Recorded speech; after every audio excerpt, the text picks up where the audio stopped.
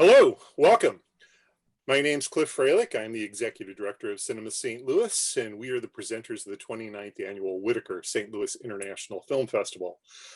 We want to thank you for joining us for this second of 6 master classes that we're holding through the course of the festival, which continues all the way through November 22nd. We want to thank the sponsor of these master classes, which is the Chalapa Vedavali Foundation. You're seeing their logo, I hope, on screen at this point. They are the folks who are helping enable this to take place, and they are also the sponsors of a St. Louis award called the Esky Award that we're going to be giving at the conclusion of the festival for all the many St. Louis related films, people who live here, and also those who have connections here but are working elsewhere. So we thank them.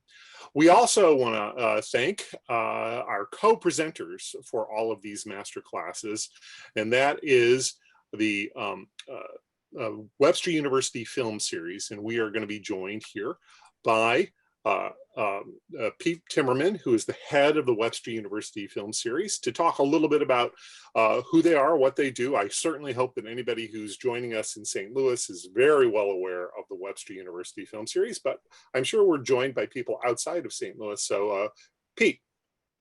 Thank you, Cliff. Yeah, the Webster University Film Series is St. Louis's only year-round nonprofit cinema. We're in our 41st year. We tend to show, like first-run foreign art house films and also new restorations of older films, repertory films. We're St. Louis's cinematic alternative. It's what we've called ourselves for a couple of decades at this point. Under normal circumstances, we would be showing movies in person in the Winifred Moore Auditorium on Webster University's campus, where I imagine a lot of you have been before. And we often partner with Cinema St. Louis to act as a hosting venue for the St. Louis International Film Festival, among other things. Under the current circumstances, of course, we're not showing movies in person. We haven't since March, but we are still going. At any given time, we tend to show between 1 and 3 films in our virtual cinema.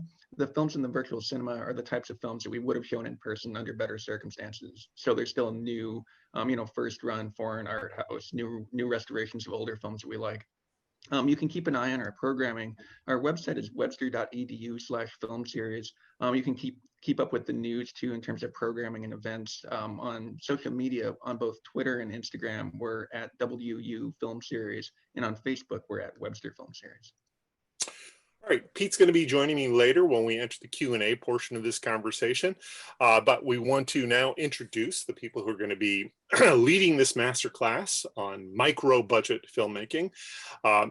Blake Eckard is the filmmaker who we're concentrating on his work in this masterclass. Blake is, I hope, familiar to many of you who have attended the festival over the years. We've played nearly all of Blake's films. I think we might have missed the very first, although I'm not absolutely certain of that. I think we might have circled back to it and actually did it after the fact. But anyway, it's neither here nor there. We've paid a lot of attention to his career over the years.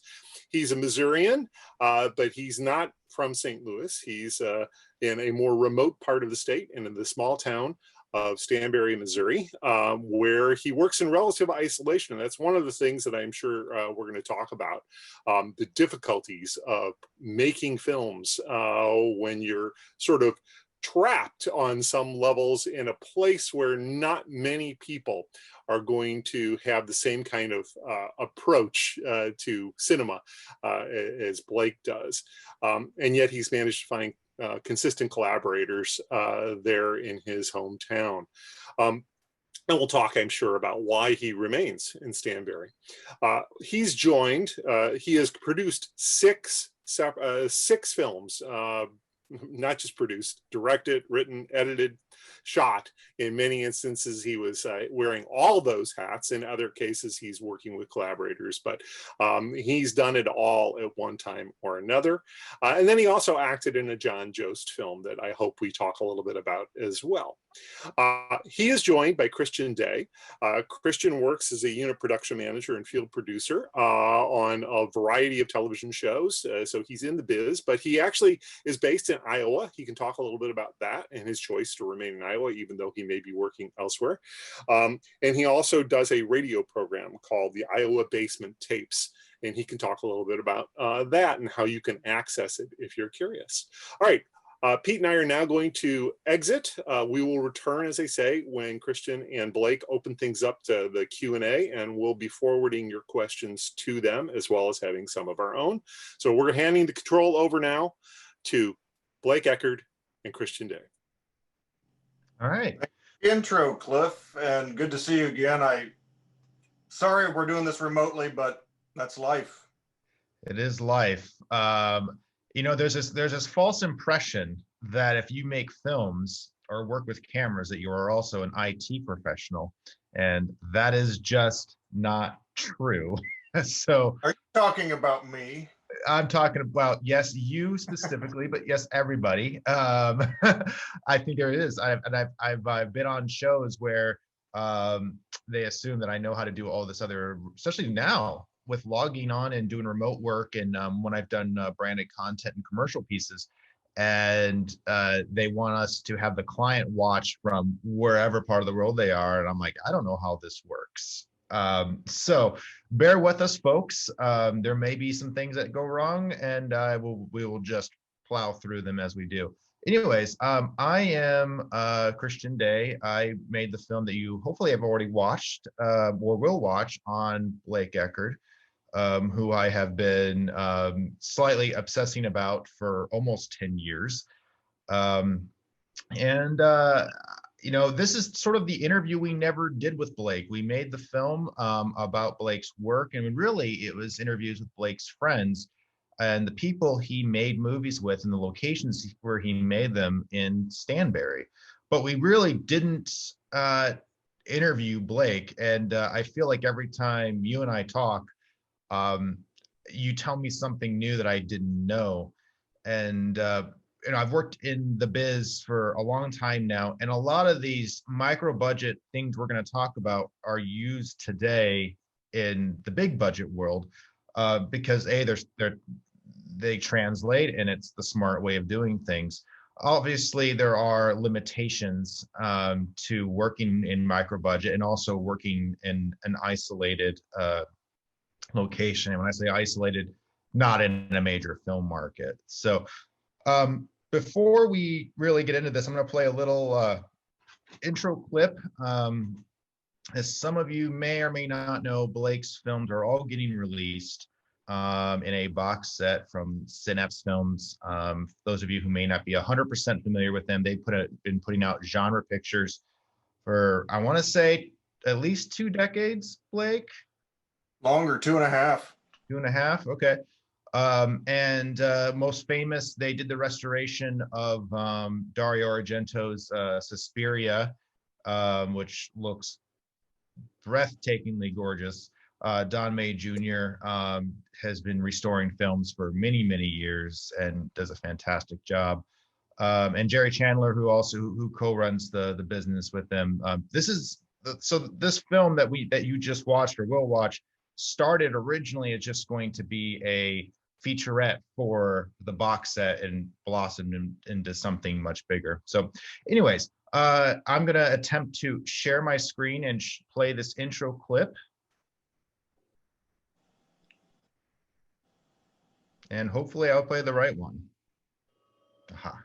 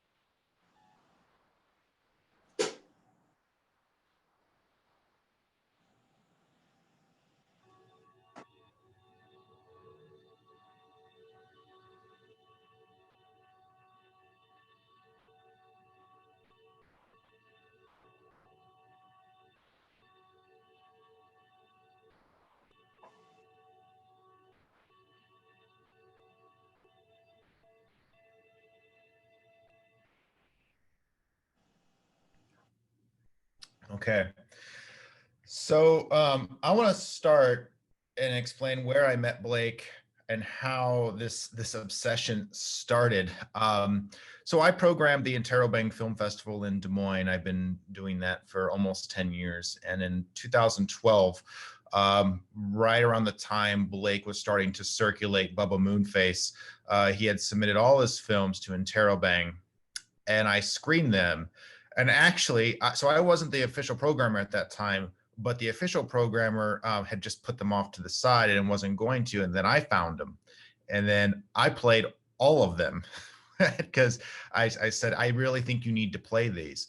I didn't know where Blake was located. When I saw them, I saw there was this organic feeling in them that I had not seen really anywhere else. You hear these lectures from film programmers from major festivals, and they say we're always looking for people with an original voice. And I felt that original voice was there with Blake's work. The other thing that caught my eye was two of them were shot on film. And in this day and age, to catch at the festival level that Interrobang is, which is just a small regional festival, it's not Oscar qualifying. In fact, it's a very small boutique festival. For us to play get a movie that was shot on film was very, very, very, very rare. I don't even think that had ever happened even prior to that. So I watched all of them in my home, and I remember I called Blake and we were talking, and at the time I was dabbling a little bit in distribution, and I had booked a couple of his films. I want to say Backroad and maybe Bubba at a few theaters in Iowa, and got them screened theatrically. But the obsession didn't stop there. I remember that at that same point, that's when Blake announced to me that John Jost was going to come DP Ghosts of Empire Prairie.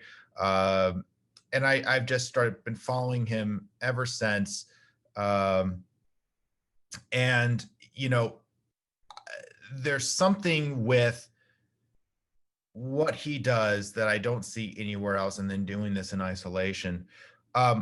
So again, going back, we never did an interview with Blake in the film, somewhere between New York and LA. And we talked about it over and over again. And I think at the end of the day, we decided that's not necessarily what this is. I like the position that Blake is in, having the conversation with the friends that helped make the movies and having them interact with him and ask questions. Anyways, Blake, a lot of these conversations that you and I are about to have, we've had already. And I know the first thing people always ask is what influenced you? And you've talked about Tobe Hooper and a lot of horror films were your big influence, but your films are not horror films. They're dark, but they're not horror films. At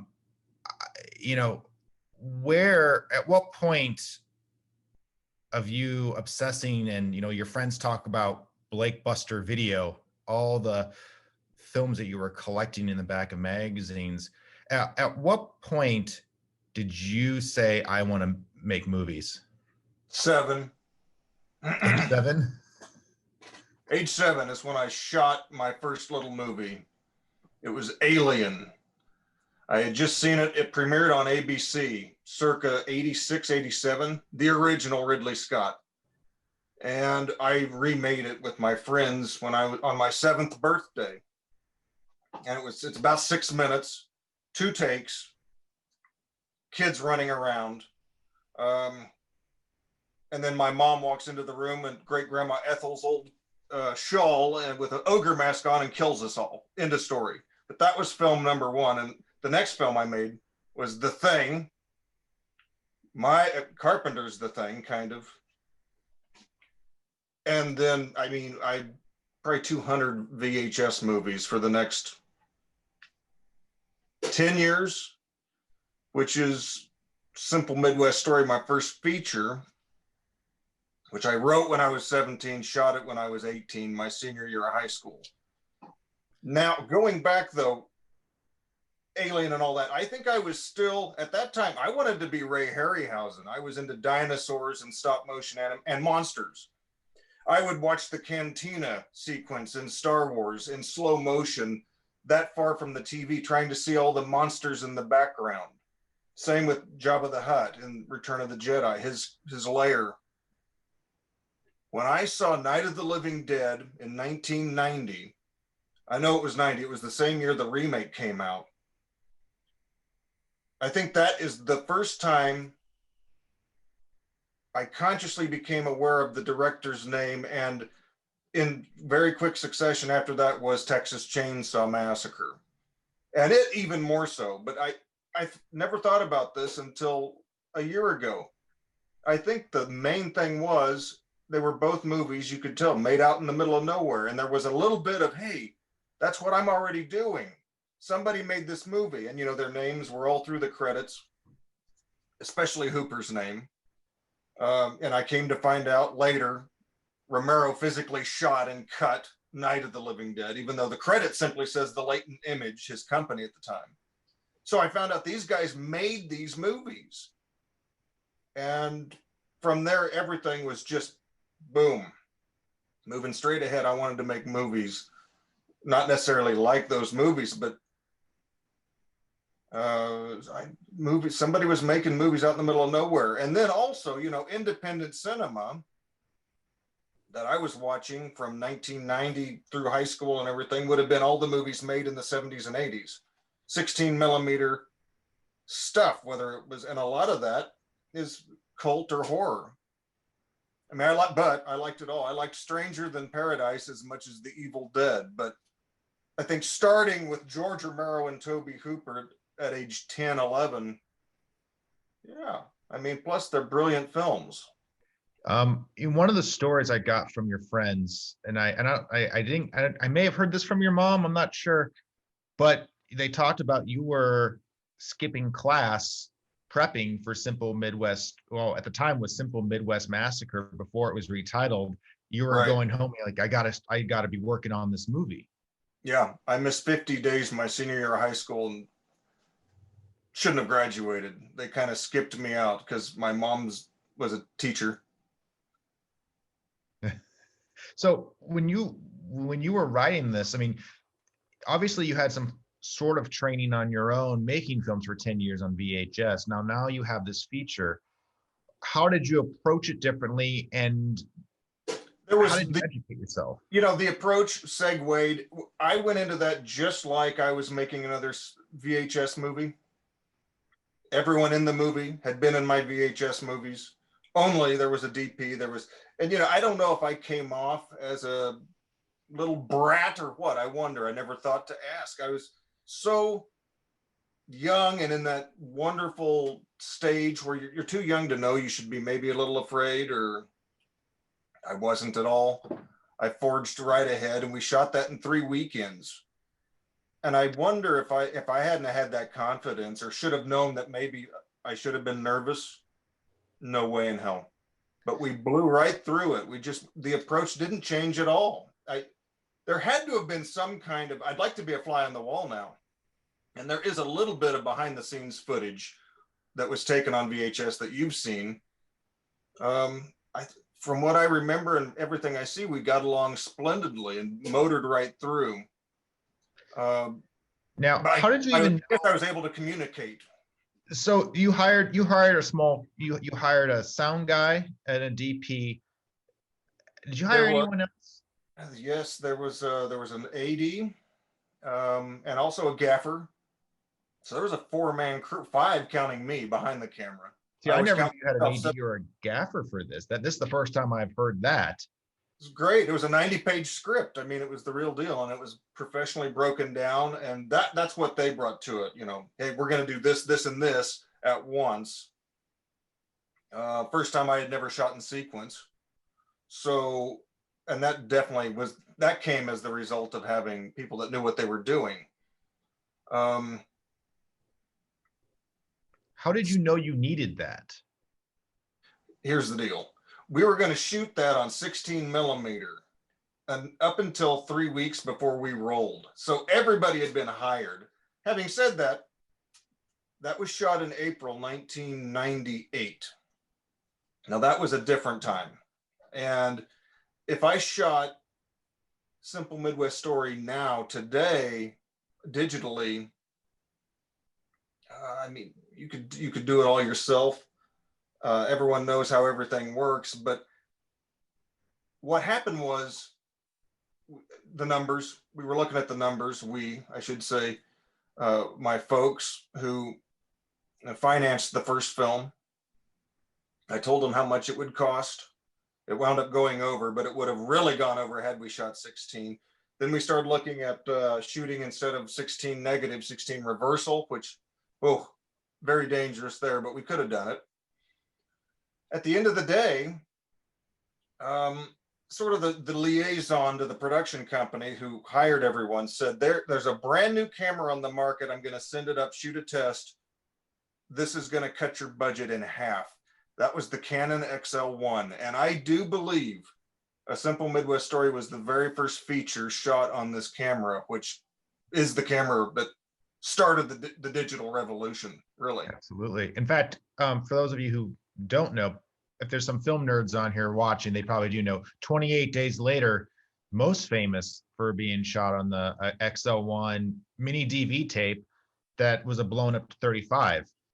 So it was like the professional camera, digital camera that entered into that prosumer. I don't say it was like 100% pro market yet. It was, but definitely prosumer for sure. It was affordable. You could buy it. And I know guys that have found ways to continue to use it today. I want to let's play a clip from Simple Midwest Story here. Yeah. Are the clips working okay? I need to. Can I interrupt here briefly, yeah. Kristian? I would suggest that both of you mute your audio when the clip plays, and then you might want to make certain that you turn up the volume on the clip, because we didn't hear very much of the intro clip. Copy that. Okay, understood. All right, give me 1 second here to get the full frame going again. Like I said, folks, I am not IT, so bear with me when we do this. Okay, so I'm gonna mute.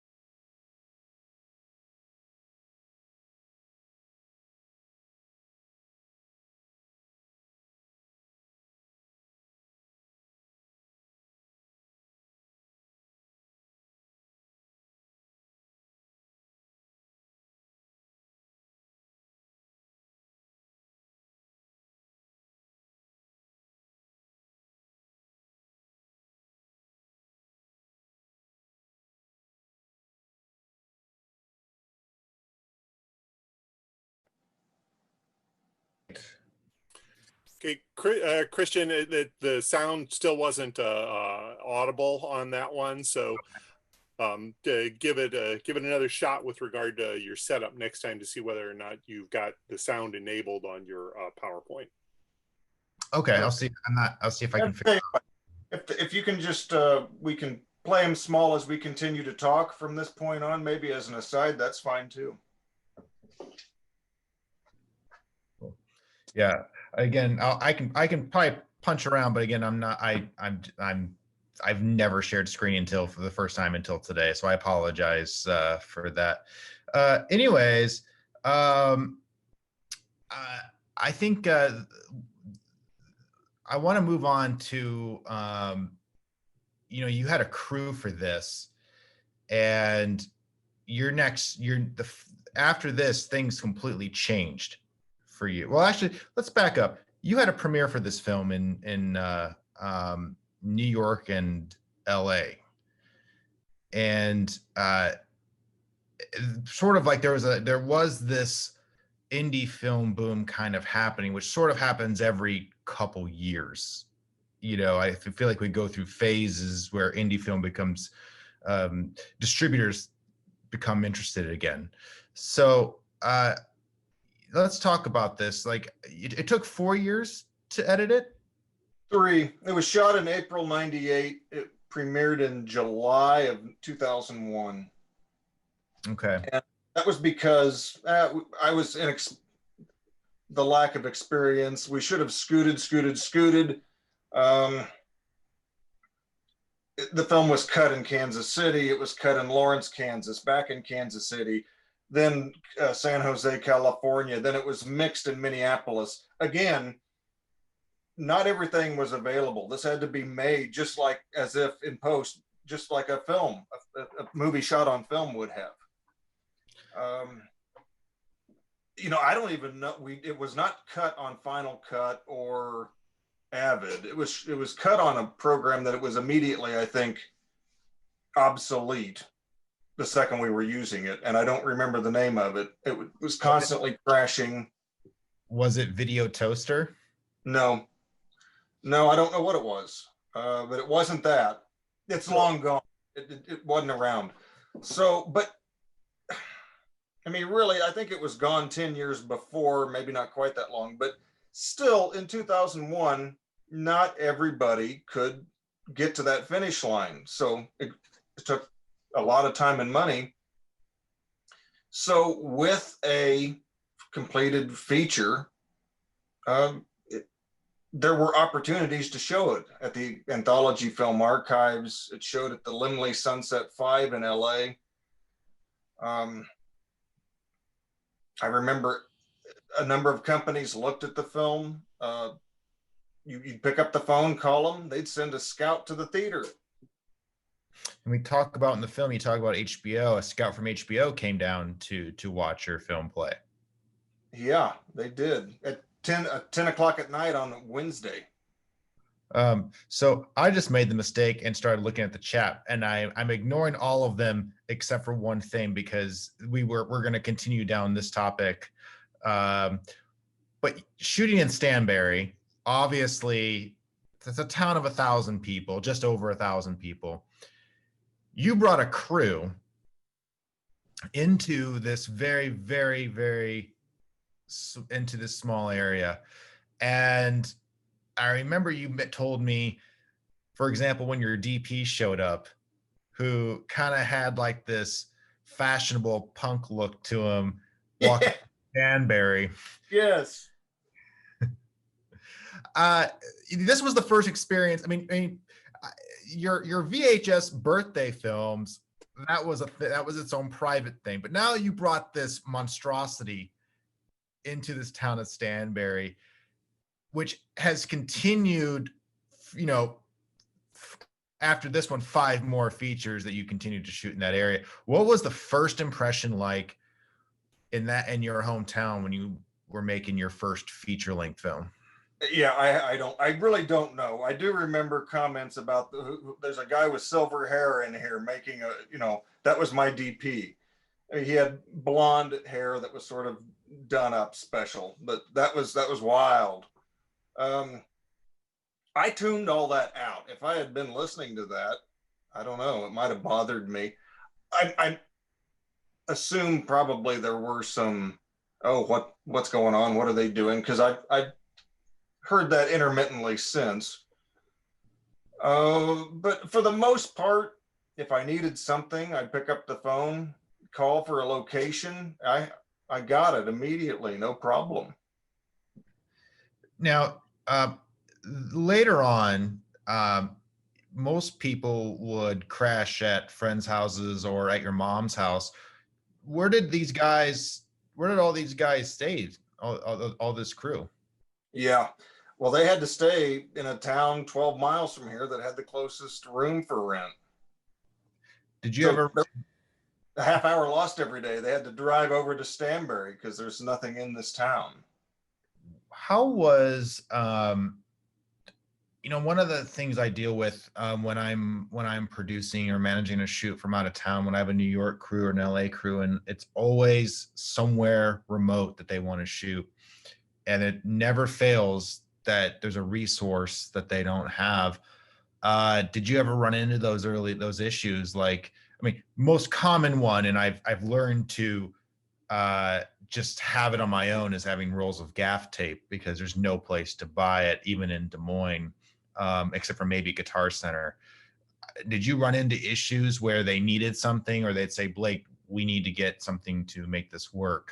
No, I don't remember that at all. And I've never needed anything since that I knew in the moment, oh crap, I don't have this. I did build a PVC dolly for one film way later, but but then am I doing it the way anybody else would call the right way of doing it? No. And that's one thing about this master class and everything. There's nothing I can offer in terms of here's the way to get into Hollywood, fast track. I can't speak to that. What I can speak to is the 20 years of getting my hands dirty. And I think if anyone out there is watching that wants to potentially learn something here, I kind of am against advice, but I'm suspicious of anyone wanting to give advice because usually they're asking for money after that. But I've done it my way for 20 years, which it's been a long road to hoe. So if there are some things in the difficulty of making my films that can be gleaned from someone out there that maybe has done some shorts or wants to get in, that's just listen up, because the lessons are in the minutia in between the big things. It's not really in a syllabus or something. And the quicker you get your hands dirty and dive in and get messy, the quicker you sort of start figuring out how to keep your shirt clean. One thing before we move on to, we're gonna briefly talk about Bigfoot, because you do mention it in the documentary at the very top of the film, because that also signifies a big change of direction, and also your creative collaborations change as well. Some of these DIY things, I mean, and I'm spouting this out, and I'm sure I'll never be hired by this company again, but CNN, with This Is Life with Lisa Ling, I watched a DP just pull out white towels from the bathroom to bounce off the light on the hotel room lamp.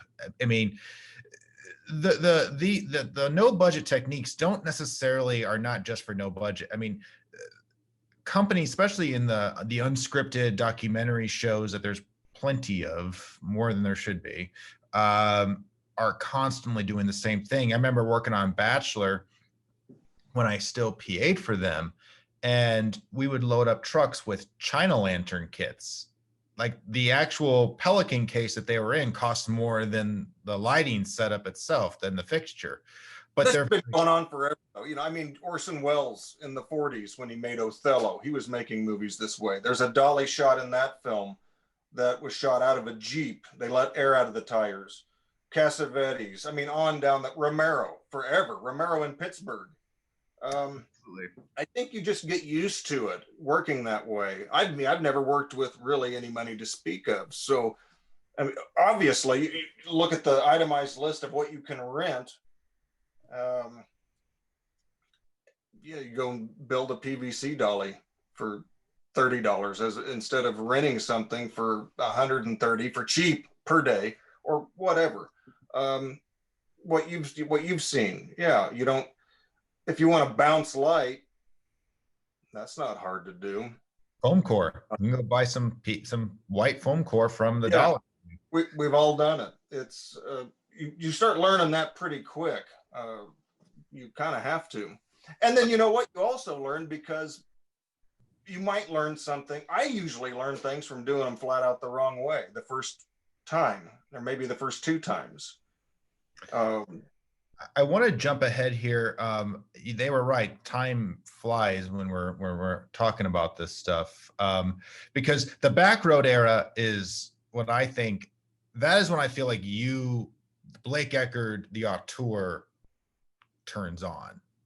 You have this brief time after your father passes away. You and Alec Jennings moved to Oregon together to work on your Bigfoot film, and you're out there for how many years?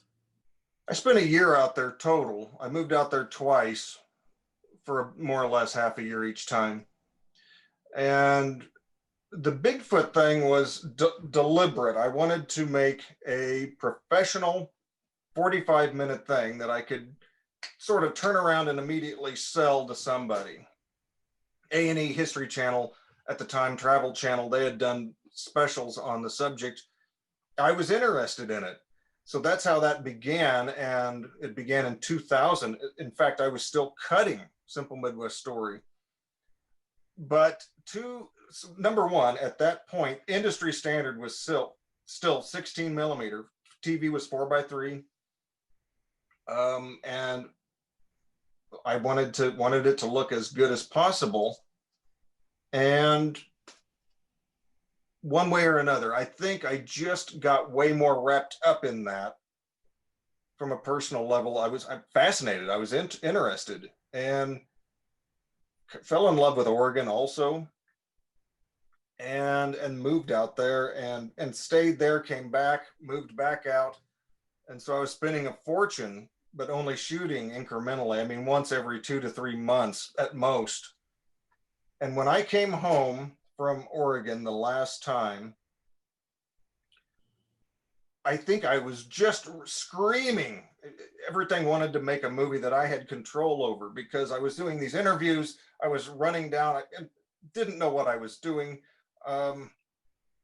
Backroad Blues kind of came out at once and then was shot in 7 days, just a week.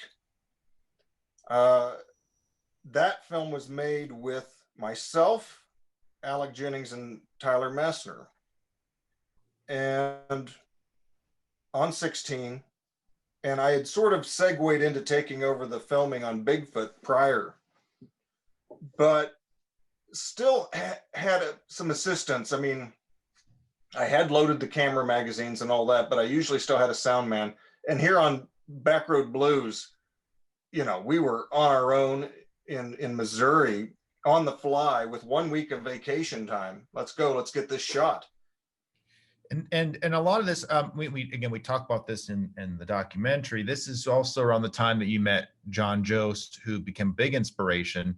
And the two films that I correlate when I see a John Jost film and yours is Backroad Blues and then Last Chance for a Slow Dance. Quite possible. I mean, I met John in Oregon right before I moved home to Missouri. I had seen some of his films prior to that. I had seen Surefire and The Bed You Sleep In, All the Vermeers in New York, kind of his breakout films, and was shocked that he was coming to Portland to do a workshop. And in fact, that was the impetus. I was going to move back out to Oregon, saw this was coming, this thing in January. I was going to go out in February. So I moved out there a whole month early just to take a weekend workshop. And again, this is January 2004. I'm 23 years old. He was 60. He had been gone for 10 years and had just come back to the States and was going to make a movie. and we sort of hit it off. There were 15 or 20 students in the classroom on the first night, and the next day there were 4 of us. And so I kind of was able to engage directly a lot with him.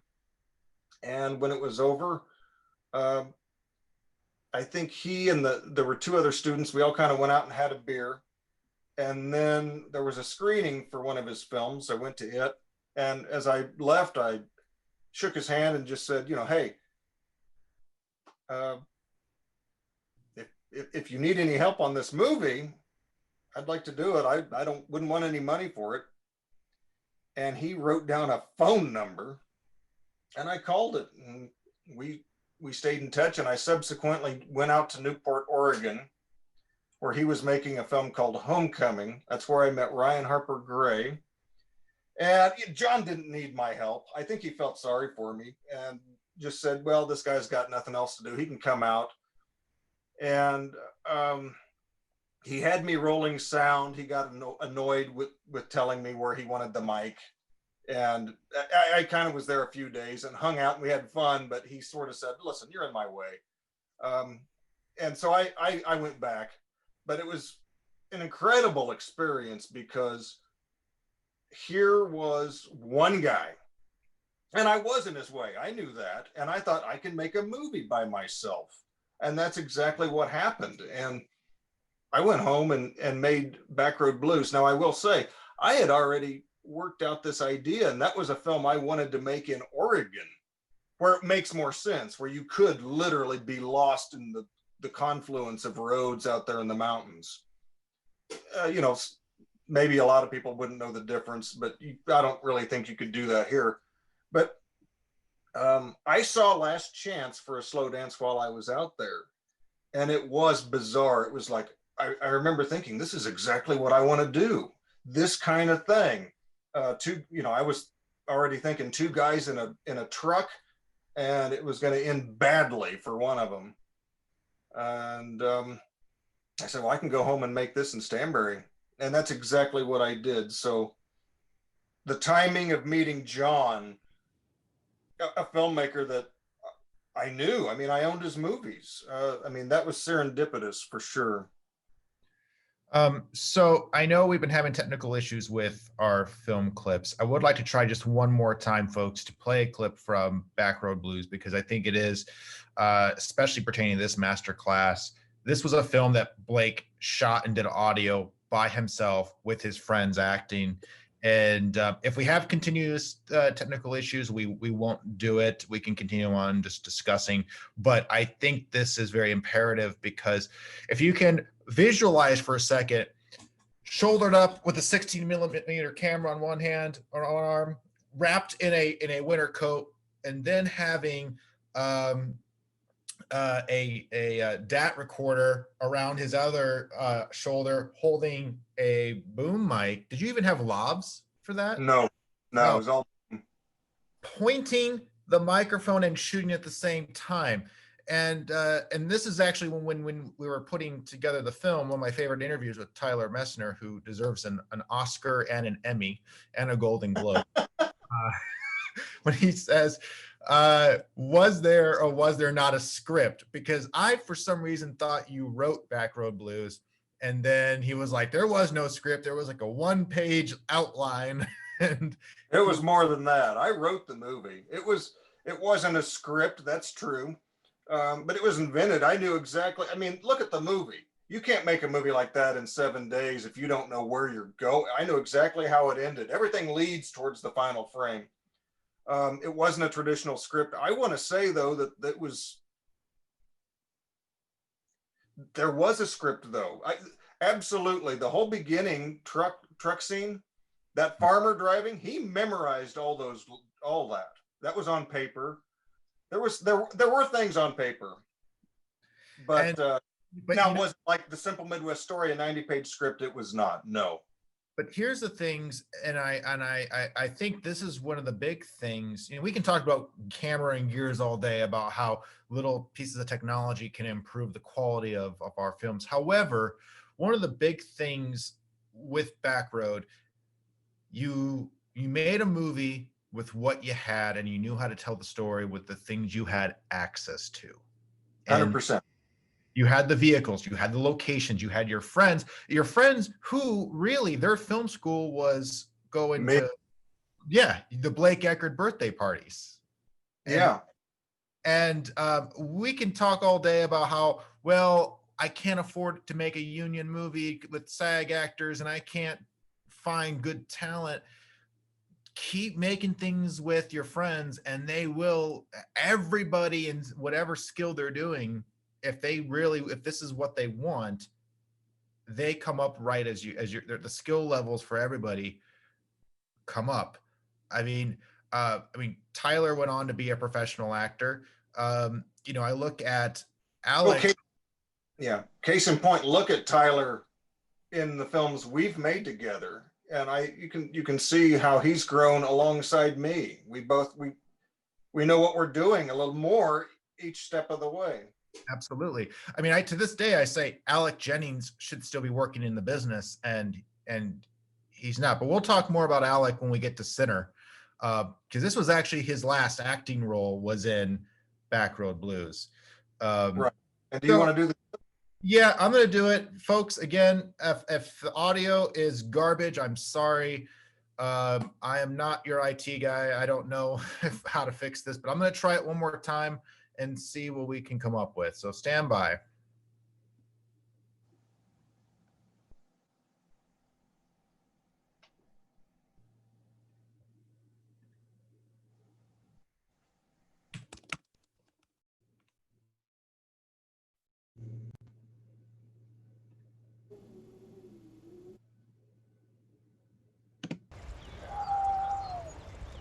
Honey, if you're gonna talk to me that way, I'm just gonna hang up. I'm tired of this shit. Every time I call you and I want to talk to you about something, well, you're the one that's always complaining about me not talking to you about shit. I'm tired of this.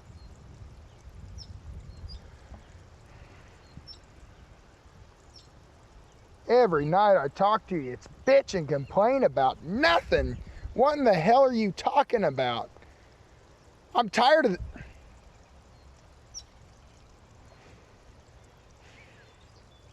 Fine. Whatever.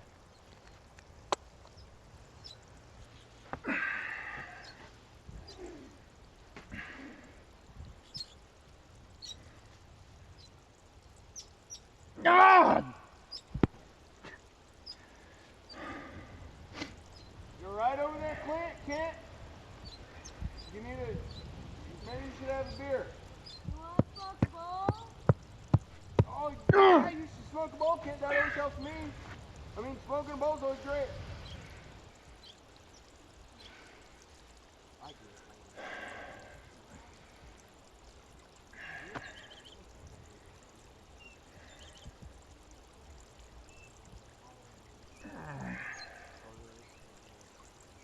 Lord, I guess I ain't got much to say, buddy. But, oh hell, I guess I ain't got nothing to say, man. Guess you don't get it today, man.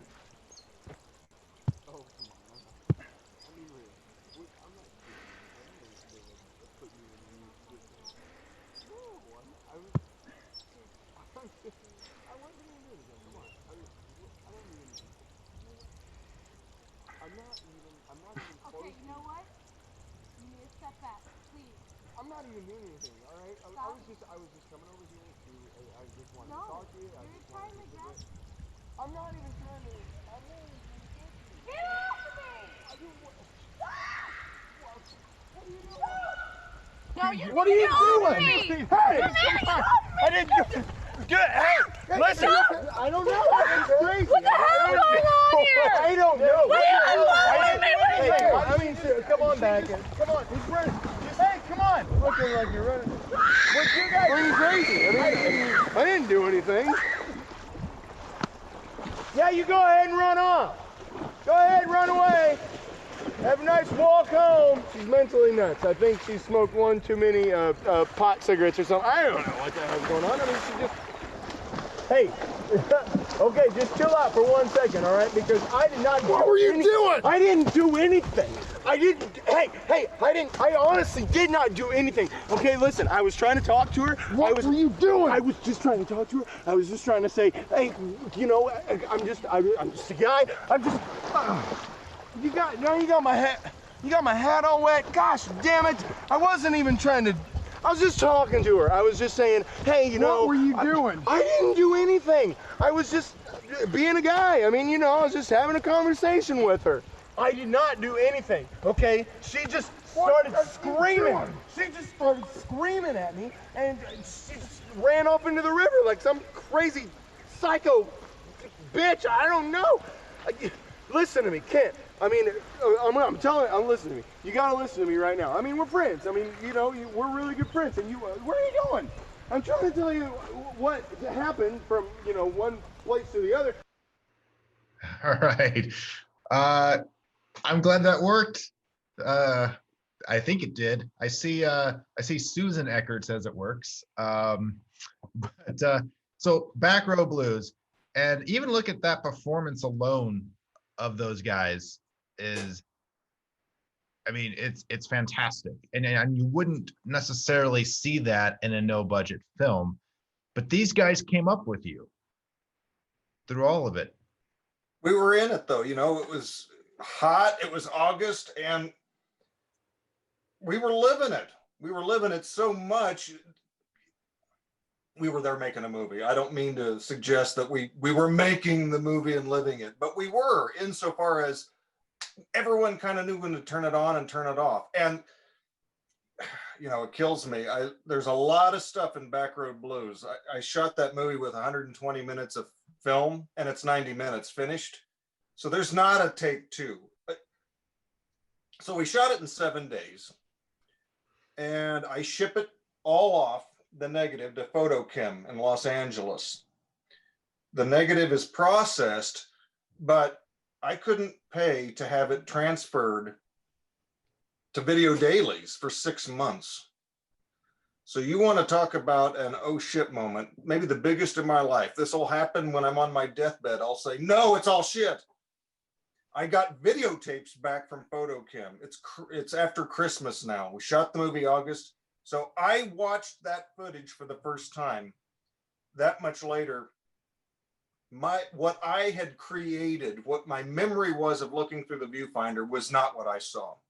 I couldn't believe it. I thought it was, I remember throwing the remote across the room and just said, it's all shit. It's not going to cut. It's garbage.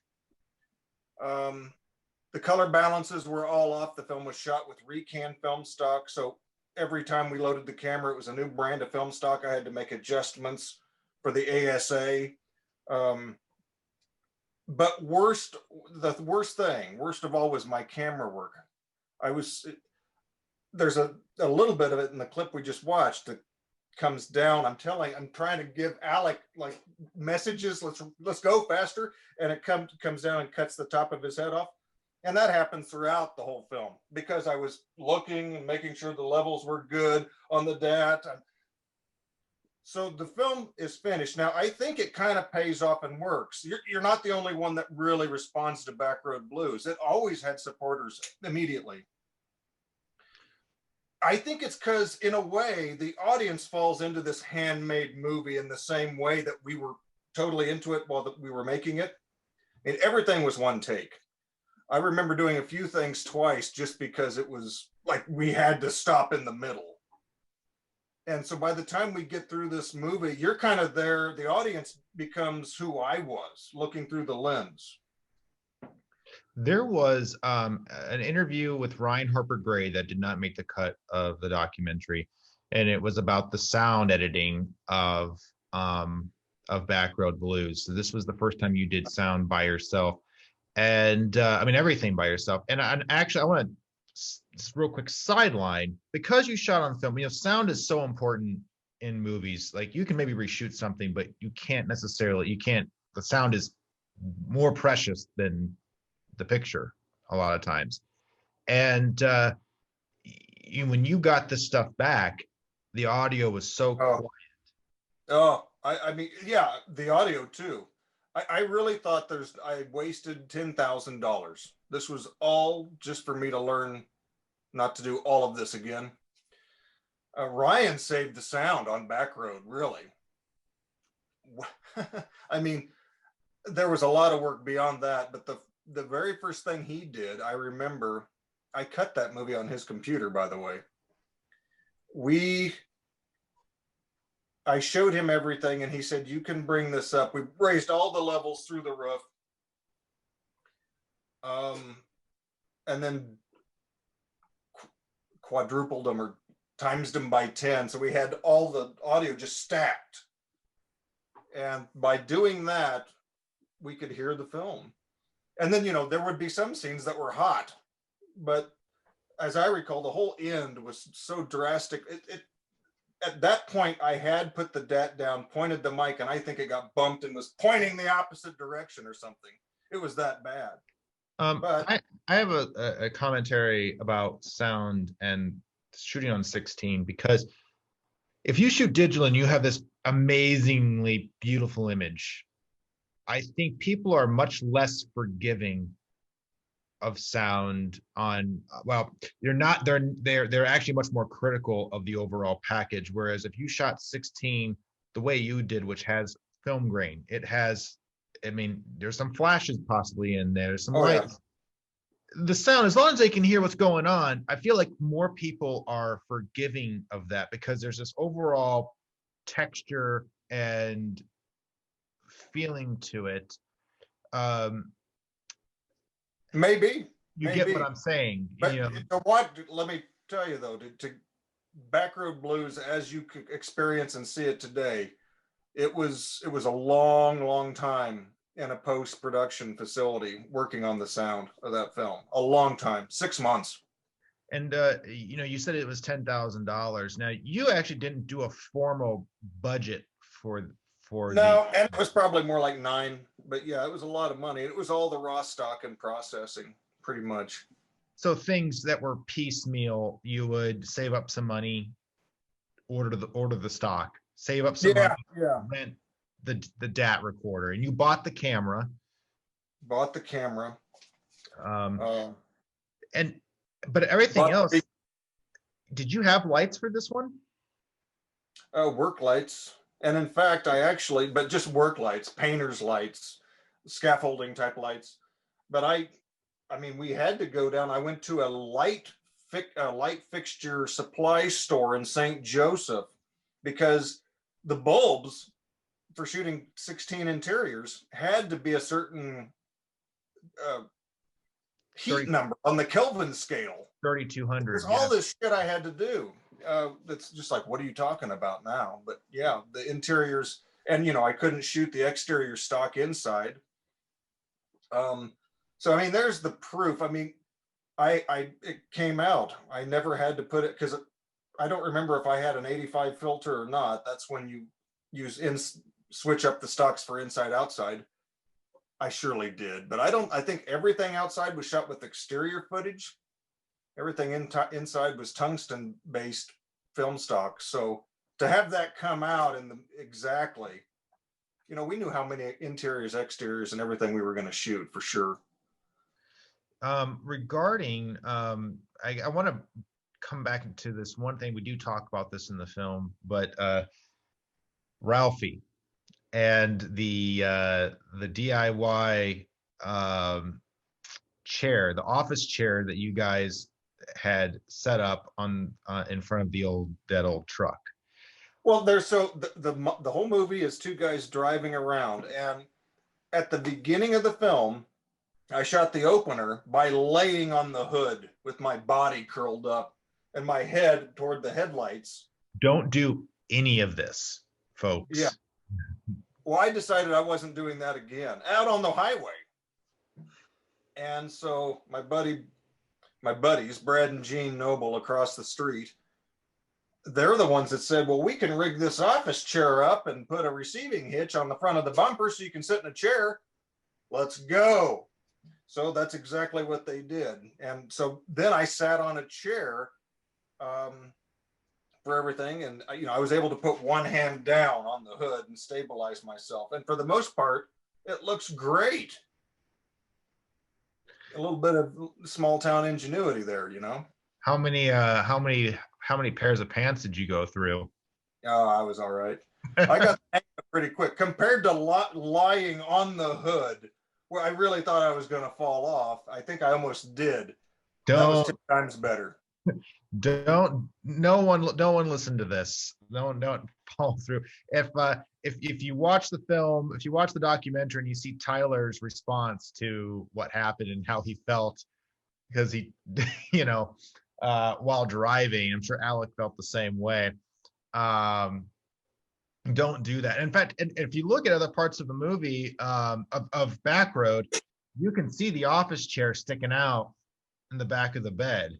Yeah, because when we weren't using it, we just threw it in the back of the truck because, we knew wherever the truck was, that's where we were going to need the chair.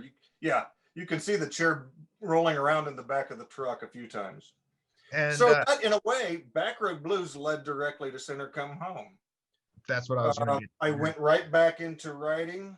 Sinner Come Home was a 120-page script, and I picked up the phone, got a hold of Ryan Harper Gray, who I had met in Oregon, and I said, listen, I want you to lead my next film, and I've got this idea. And in every way, from the visuals, I didn't want to shoot another handheld movie.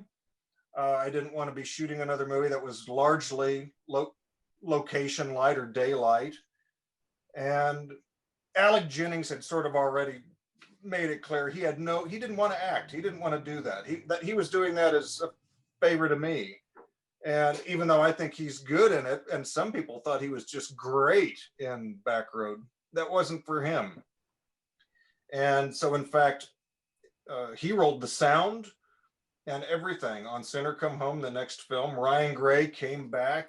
I sort of put out a casting call at some universities, Missouri Western. Kristian Hansen came from there.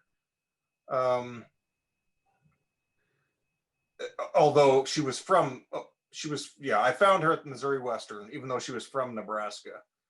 Jenny George came from St. Joe, and we made it. And Alec was such a huge part of the making of that movie. I mean, I couldn't have made it without him. He rolled all the sound. It's the best sound, I think, of any film I've ever made. And talk about everyone figuring this out. I mean, it's kind of funny. I remember Alec and we went and we spent a day in the top shop, about 2 hours, because we shot everything out, I think, in 2 days, around the clock up there. And we put every camera set up, we taped it on the floor. I mean, it makes my head hurt now. We were on the same page, and it was funny. Here's this. We shot that 7 years after A Simple Midwest Story. The conversation I would have had with Alec in Simple Midwest Story, he would have been like, "What, lens? I mean, a dolly shot? What are you talking about?" And here he is, 7 years later, and we're creating all the shots and knowing where we're gonna run the boom, where he's gonna put a light, where I'm gonna, everything. I mean, we just figured it all out. And very, very, very planned out shoot with Sinner. Also the longest shoot I've ever had. I want to talk about the story here, because we kind of talk about where some of these other films came from. Simple Midwest Story came from originally it was Simple Midwest Massacre, so there was a lot of horror influence to it. Backroad came from your being inspired by working with Jost, and then obviously seeing Last Chance for a Slow Dance. Sinner, you told me once that you wrote Sinner Come Home for your wife, and I feel like there is a push of maturity here with Sinner Come Home. How you did it, not only a motivation to write it, how you shot it. You said no more handheld. We're going to use dollies. This is going to be, and honestly, when I was going back, when I first watched all your films back to back, that one next to Bubba stood out to me the most. It reminded me, and this might be an auteur that not everyone's familiar with, is Eagle Pennell from Texas, who was part of that early Texas independent scene of Kim Henkel and Tobe Hooper, but there was also Eagle Pennell, and they shared a lot of the same crew and cast, including Lou Perryman, who almost made it into one of your films. I wanted Berryman for a film. Yeah, I talked to his agent at one time. Never happened. But there was definitely a change in the tone with Sinner Come Home. I've seen multiple questions about lighting from folks because I keep making the mistake and reading the comments. Did you, obviously you switched over to dolly shots and this was your best sound as you had someone dedicated to it. Did you make any other technology side improvements? Did you bring in some Fresnel lighting, or was it still shop lights? No, we had a full light package, an 8-foot kitchen dolly, and I bought recanned film stock on Sinner, but it was all the same stock. So we didn't jump from one stock to another throughout. It was all consistent and clean. And in fact, we shot it all. The last usable frame that we shot is in the film. The main thing was the shooting day. We shot in 12 days, which is almost double. I mean, we had time to do it, but it was just enough. Again, it was exactly what we needed. But that came as a result of a movie that at the time I felt was just too sloppy. You know, I like Backroad Blues now, but without a doubt, that shift came from an experience that I considered not good enough. And, you know, I think in my headspace at that time, I was 24 years old when I shot Backroad, 25 when I shot Sinner. You know, I was depressed that I wasn't, you know, hadn't made it. Subsequently, you know, people have seen these movies. I kind of like them, but at the time, nobody was touching them. And my own thoughts were, well, they're just not good enough. You know, I need to up my game. And I think that is important. You need to be critical with yourself and face the facts. And I've certainly always been very critical of myself. I'm not one to pat myself on the back or give myself compliments. And more than anything, that's where that came from. I wanted to see a progression. I wanted to see it with my eyes and feel it as a technician, as a filmmaker. I wanted to go up. I didn't want to go backwards. I kind of think Backroad Blues now, I think I prefer it to A Simple Midwest Story, but from a technical standpoint, it was almost a step back. And I think that terrified me. I never wanted to do that again. Well, let's play a clip now that I've figured this whole thing out. Let's play a clip from Sinner. We'll finish that up, and then I think we're going to go into this current era of Blake Eckard, which with Bubba, Ghosts, and Coyotes, which you kind of have these like Simple Midwest Story is its own thing. Backroad and Sinner, the 16mm films are their own thing, and then you have the digital era of that. I feel like you went down some. I mean, I feel the mind of Blake Eckard was really expanded with Bubba, Ghosts, and Coyotes. But we'll get to that in a few minutes. So we're gonna play a clip from Sinner here. See if I can still work my technological assets here. Oh, nope, that's the wrong movie. Here we go.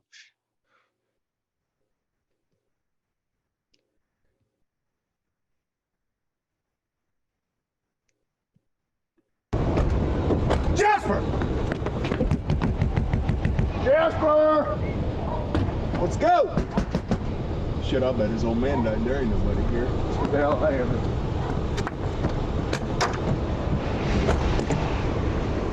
Go!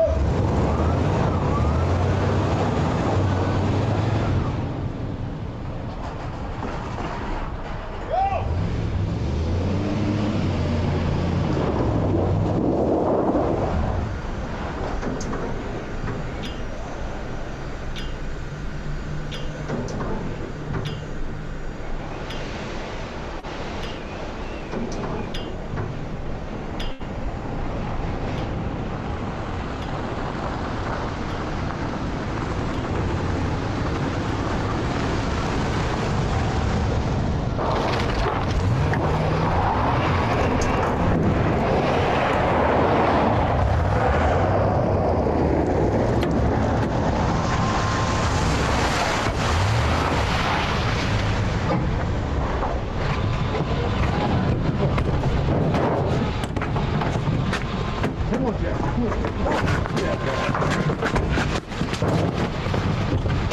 Open the door. Get your ass in.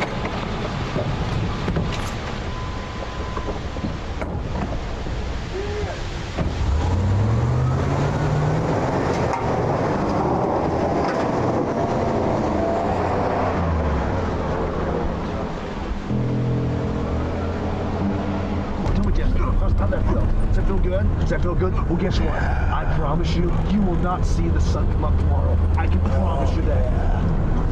Like Right inside his house. What are you fighting? Huh? Where you going? You ain't going nowhere. I'm gonna cut you up with the thing that you want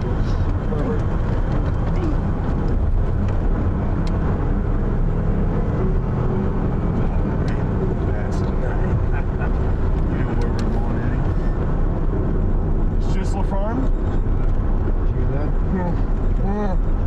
You know where the Schisler Farm is? You probably wouldn't. It's the middle of nowhere. You like that? Huh? You sicko piece of shit? Huh? Get him out here. Get up, Jeff.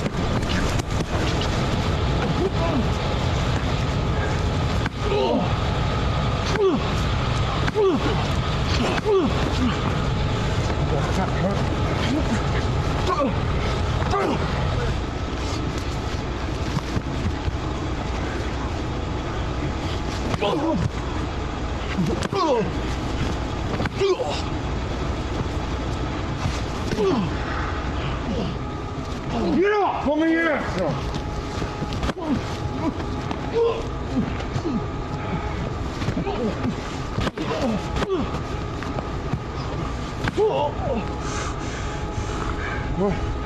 What's up? Hang on, Jerk!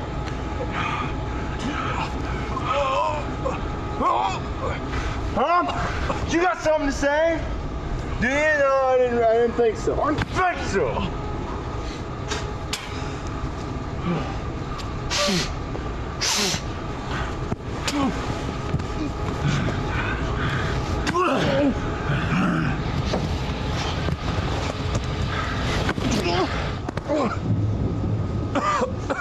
Give me one reason. One reason why I shouldn't gut you like a pig, Jasper. Just give me one reason. Don't kill me. Don't kill me. Don't kill you. No. Don't kill you. No. Okay. It just occurred to me, you know, that's like the one sequence that's totally handheld. I never noticed the farmer blow that Tyler does in there until now. You know, a couple things I think are really good to mention too. This was the first time you brought actors in. Exactly. Oh yeah, you know, moving away from the whole experience of Backroad in every way, and that's why I said I reached out to Ryan Gray, and it was important. I wanted people that, you know, Tyler was happy to move up and on. Alec wanted to move behind the camera. We all knew it was time to move outside the circle of friends. We wanted to bring up the game. So, you know, after this was your last 16 millimeter movie. This film premiere at SLIFF?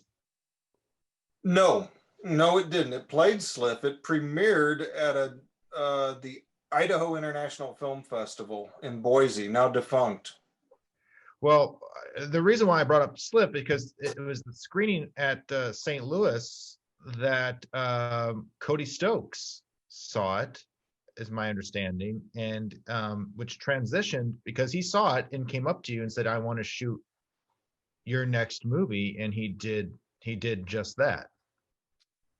I was in St. Louis with the film, and I met a few people in the lobby there at the Tivoli, and this young guy came up to me and he said something to the effect of, "If you're needing somebody to help you make your next film, I'm that guy." And I gave him my address. I'll never forget. And I got a letter in the mail a week later. And so we stayed in touch, and he did. He shot my next film. And again, something happened. married by this point, and we were expecting our firstborn. And somebody local, I don't remember who, said something to the effect of, well, you'll be done with this movie nonsense now that you have real responsibilities. And the thought of that, it did not, I mean, it didn't, first off, come on. And it bothered me though, to think, well, maybe, maybe this is going to be the thing. So Bubba Moonface came. It was the result of that deliberately. And it's a very dark film, probably my most personal film in an odd way. And anyway, Cody Stokes, he came up to Stanbury, and a long story short, because we could really go down, we started another film that kind of fell apart. It wasn't working anyway, I don't think. And I wrote the screenplay for Bubba very quickly in January 2010, cast it in February. It was largely cast out of St. Louis. And in fact, it was, with the exception of Tyler and Jenny. Misty Ballou came out of Kansas City. And then Cody came up to shoot it. And we shot the movie in 5 straight days around the clock and never once had to come back and get a pickup shot. So again, it sort of mirrored Sinner Come Home insofar as 2 guys were behind the camera, me and Cody in this case. The difference was I didn't have to shoot it. And that was the big game changer. And the other one, of course, was not having to take breaks and change film stock. And we motored right through it. And again, also because everybody in the cast was taking this very seriously and committed. Everyone showed up. They knew what they were doing. It was a great time. It was the easiest film I've ever made by far. And this is the film that I love to show people. And the first things I hear are, where are these actors from? And I know Tyler was bouncing back and forth between LA and Missouri. Yeah. Majority of them were still local to the state of either Missouri or Kansas. All Missouri, all St. Louis, or as I said, Misty was in Kansas City. And Tyler, of course, was the one Stanbury link, aside from the periphery roles, which were locals again, always have been. But the only crew was you and Cody. Cody and myself. Because I how were you doing sound? How was Cody just shooting and you were doing sound? I was holding the boom mic, so we're also digitally, so the mics just plugged directly into the camera. So I was holding the boom. Cody's looking at the levels. He'd give me this. We'd roll it, and we shot like it was film. And I still do. It's just a habit you pick up. That becomes so ingrained. I think anyone that's shot 16, when you're paying for it, it brings the focus up, but 1 or 2 takes and we'd move along. Now we would let the camera roll longer, but I don't think it really changed the amount of takes I've ever shot. Everything's usually done in the first 1 or 2. Would you recommend to people, I mean, I've found this, I took a break from, making my own films for a while when I had the theater, which that's a whole other thing. But during that time, I picked up photography and film photography in particular, and I felt that there's a responsibility with shooting film, whether it be stills or rolling film. Do you feel like the training and the experience of shooting like even now, like it's film and you're burning money, has helped you with your framing and even your lighting and everything else? Well, it's about focus, isn't it? And it's in every case since my first film, I've been the bank. So I'm very conscious about, I know for number one, you're going to spend 60 to 75% of your money when you're shooting during production. That's where the money's going to go. And some of that you get back, but some of it's just taking care of people when you're not working, putting them up, feeding them, keep it, so forth. So it's in the back of my mind, and I can, at this point, if I was making a movie with other people's money, that's not going to go away. If it was my second film and I'd never financed a movie before, I don't know, but certainly I think anyone who wants to get going should at the very least go out, make a short. There's no excuse. And also, but pay everybody. I've always paid everybody on my films. I don't expect people to give me their time for nothing. And payment may have been a couple of $100 in somebody's pocket for playing a lead role after 2 weeks, but also, you know, I get them here, I put them up, they are fed, nobody's ever hungry. There's plenty of beer or booze to drink, because I understand I'm on vacation and somebody else is using their vacation time to come do my thing with me. I try to keep my sets fun and happy. And so far, nobody's ever said I'm not coming back. It's been the exact opposite. Let's make another movie. Let's do it again. I mean, I'm wearing the producer hat too. You know, you've got to keep everyone. I mean, it's no fun when you start realizing you've got a problem with your DP or an actor. I've never really had anything get to a bad place with an actor. A couple of stubbed toes maybe early in the game. I did have a hard time with a DP once, a long time ago. Not Brian, who shot Simple Midwest Story, but during the Sasquatch years. And so it was minor, but sort of somebody deciding they didn't want to shoot the way I had just said. And, you know, there comes a moment when you've got to be the director. And I know a lot of DPs have taken over a lot of film sets, and what a horrible place to be that would be, especially like on a big movie. Happens. And a lot of directors lose control to actors too, producers. It happens. Keeping people happy is, I think, at the top of the game. Absolutely. And that, I mean, even feeding people, number one. If you're trying to save money on anything, don't skip out on food. Make sure your people are the cheese sandwich for the 6th day in the row isn't going to cut it. So for the behind the scenes things, yes.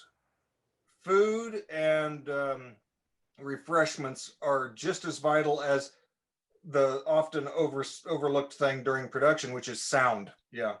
Sound and keeping people fed are so important. You may not have beer at your disposal on most film sets. However, my editor pointed out to me when he was looking at all the footage, he was like, you know, everyone seems to be having a good time. There's usually a beer in the, you know, off the side of the camera with everybody. And I'm like, well, that's that world. That's Quentin Tarantino's world too. He has a full bar on his sets. Yeah, I've heard that. So moving on, because we are now burning time right now, and I want to get into the next 2 films. I probably real quick, we're gonna play Bubba, and then we need to get into Ghosts. Yeah. Do you want to do a clip? Let's do a clip of Bubba real quick.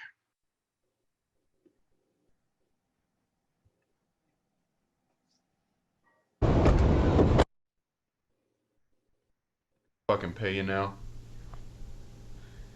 I fucking want you out of my house. I said leave!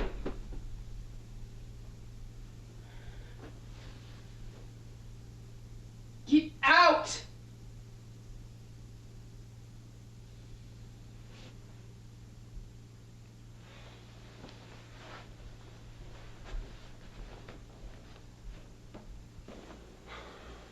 I'm taking the beer.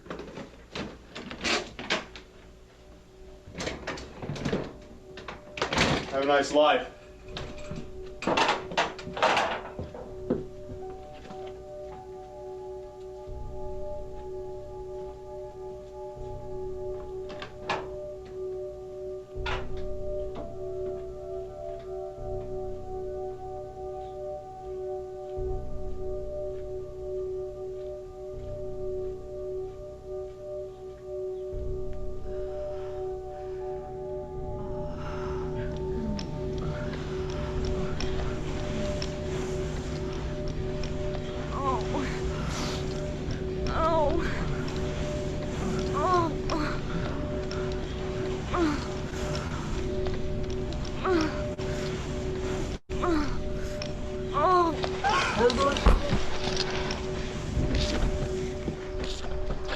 is wrong with you? Hey, Gordon,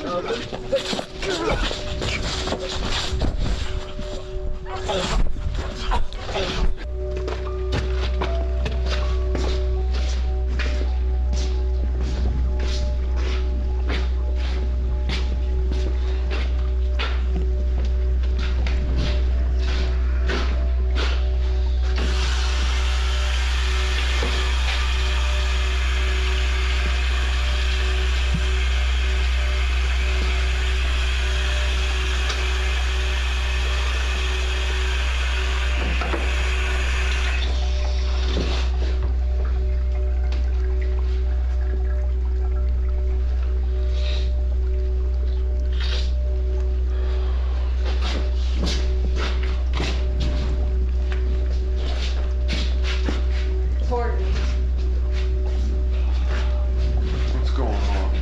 where have you been?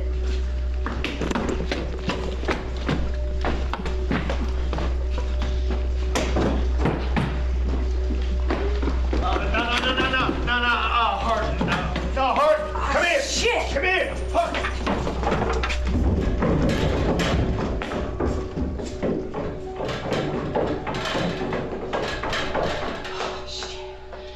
Oh, Harden. All right. A real tech note, because this is that movie was shot using a piece of technology that doesn't really exist anymore. This was still DV, but it was using a piece of technology. I just get a lot of people asking, like, how'd you get that look?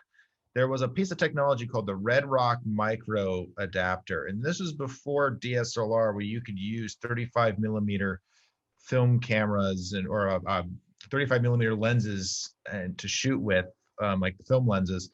Yeah. And Cody had one of the, I remember wanting one of those way back when, but they were expensive. And the look that they could create was awesome. I mean, just that scene of when Tyler walks out that door in your blue sky is amazing. Absolutely.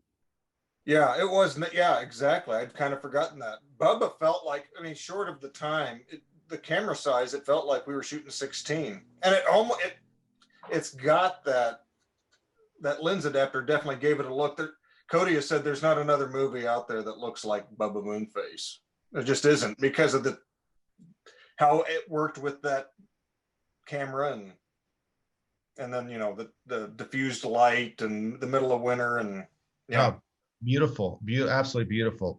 So we need to move along, because I think we can probably talk for about another 10-15 minutes, and then we should probably open up to questions here. Yeah, and we can skip the other clips so we can do the Q&A. I don't want anyone's question to go unanswered. But the next movie you did was Ghosts of Empire Prairie, which you invited. Sort of John Jost reunion, yeah. Brought John Jost in, and it was kind of full circle to bring in the guy that really, I think, helped trigger I mean, I feel like John Jost turned the key and started the Blake Eckard tour. I mean, really, where you became your own, and I think found that voice that when I talked about early in this conversation, when film programmers say we are looking for someone with original voice, I feel like that's when your original voice really found. I mean, I think that's when you found it, and it evolved and matured to where it's at now. So bringing into Ghosts of Empire Prairie, you brought in a guy that had a huge influence on you, and you brought in a superstar team, unfortunately minus Tyler Messner, who I think this is one of the few films, aside from Simple Midwest Story, which we didn't mention, that the reason why he wasn't in Simple Midwest Story is because his mom wouldn't let him be in it. But this was the one that he was not in this one. But you still had a dream team. You had Ryan Harper Gray. You had Frank Mosley. And you brought in Ariane Martin, and had a fantastic ensemble of a cast. Yeah, and John was pulling double duty because he was playing the fourth big role. And that was, that's a long story, impossible to recount here. But yeah, Ghosts was, again, it made sense. And I believe actually it was John who suggested, hey, I'll shoot your next movie sometime. That had been brought up. That was sort of hanging there. And I thought, how can I not? I mean, the Spirit Award nominated cinematographer, as John has shot all of his own films. And again, we did it very quickly. I think 8 days total shooting, but we did that. John was in Stanbury for a month. So the 8 days were not consecutive. Frank Mosley was here, I think, a week. Ariane, I think, was here 3 days. So now look at the film, and you can see there was some juggling to be done, but for the most part, it was very laid back, very easy. And what wasn't easy, we were going to be shooting a different film. For 1 second, I wrote a screenplay that had a little bit of heat on it. A name movie actor got it and called me after work one night, asked if I'd be interested in rewriting it for them. I decided I wanted to do that. And we had already kind of lined up this movie to shoot. It was sort of this Hail Mary. Somebody knew somebody who could get this script to said actor. And literally I got a phone call from the actor that night. So we couldn't believe this thing had happened.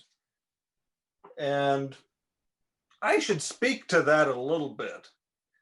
If you ever find yourself with some people interested in what you're doing,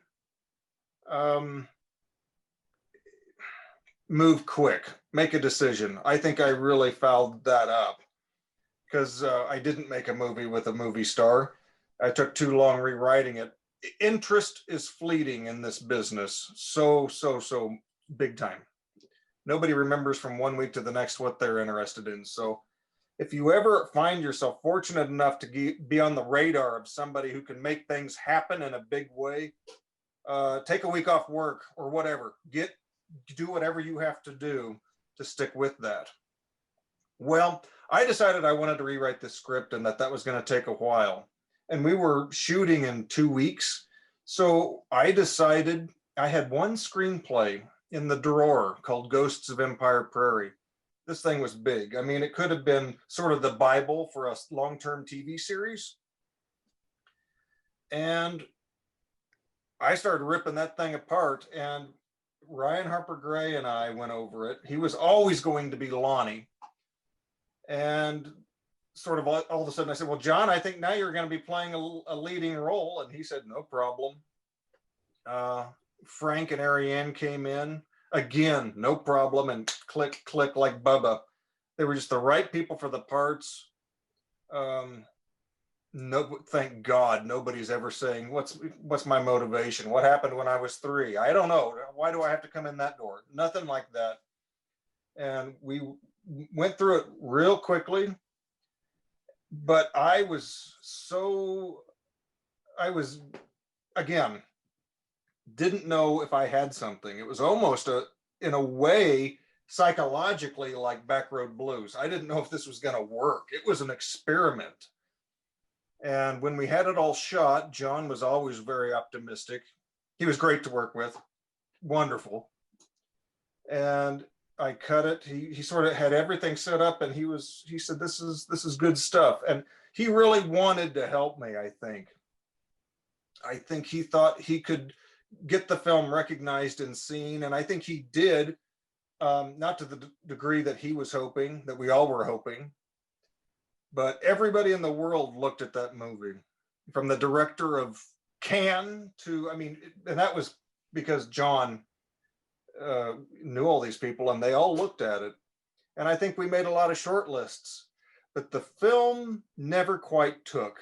And there are some people that have told me they believe it's the standout of my entire au revoir, as it were.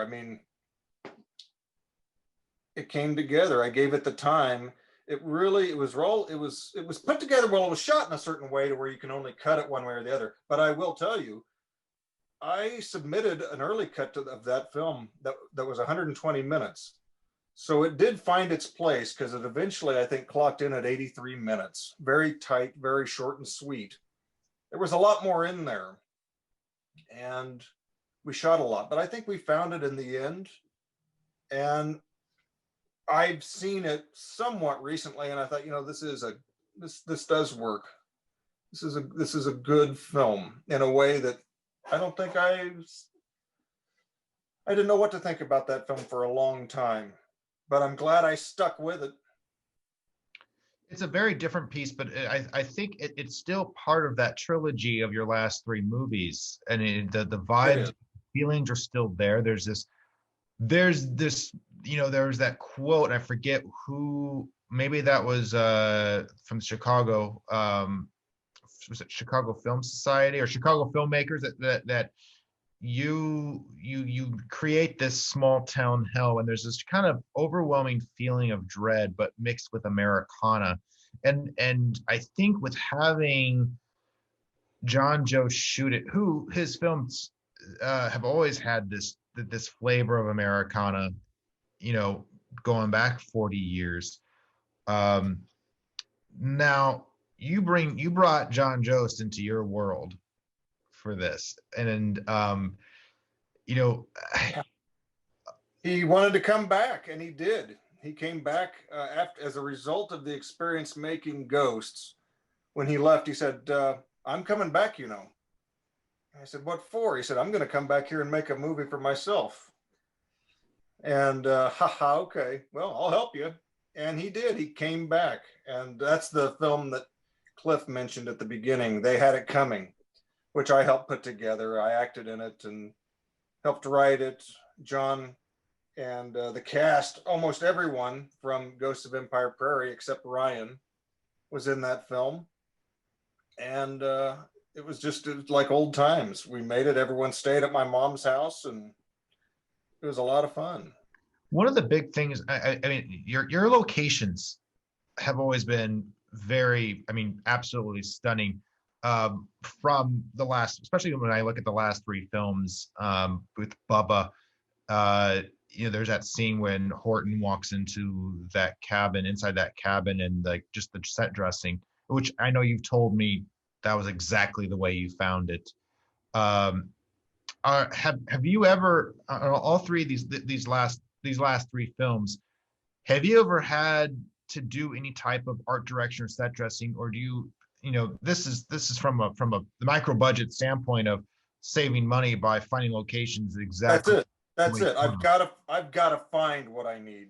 There's no time for that, and I can't be spending money on paint or curtains. No, that's absolutely right. I've got to find the places that are going to be a match. So it still takes some work and scouting time, but no.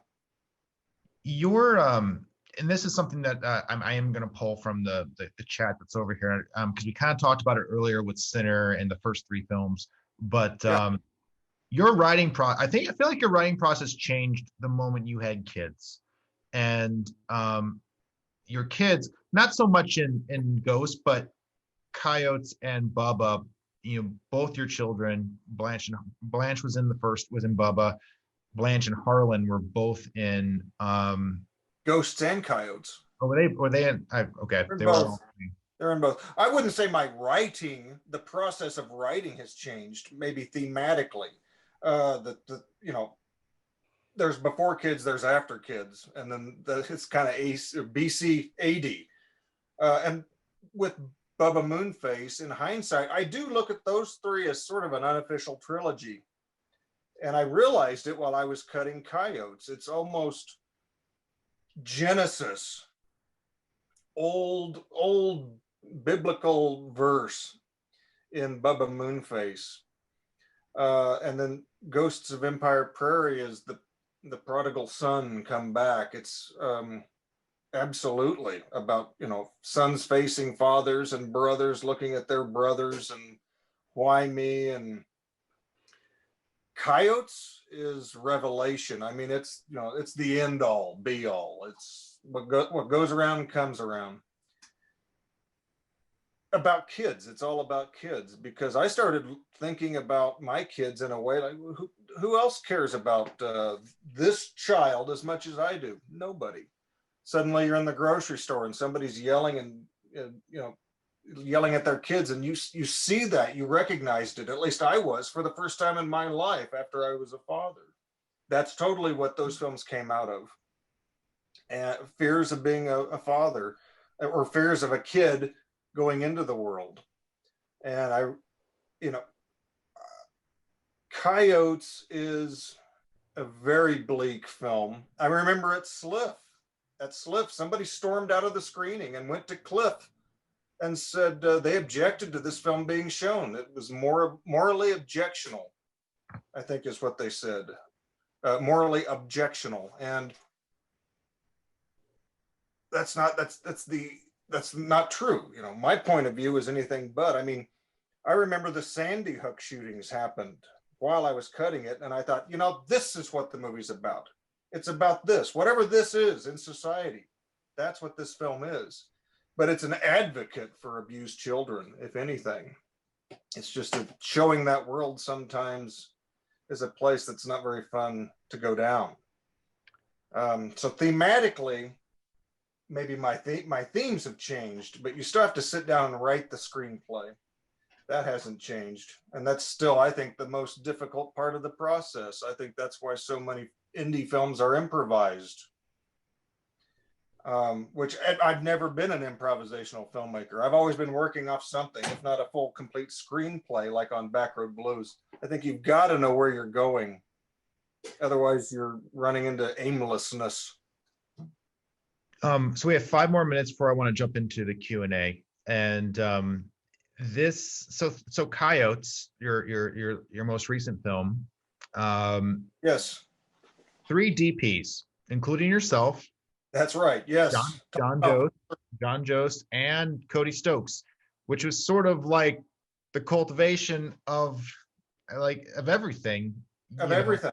Yes. Yeah.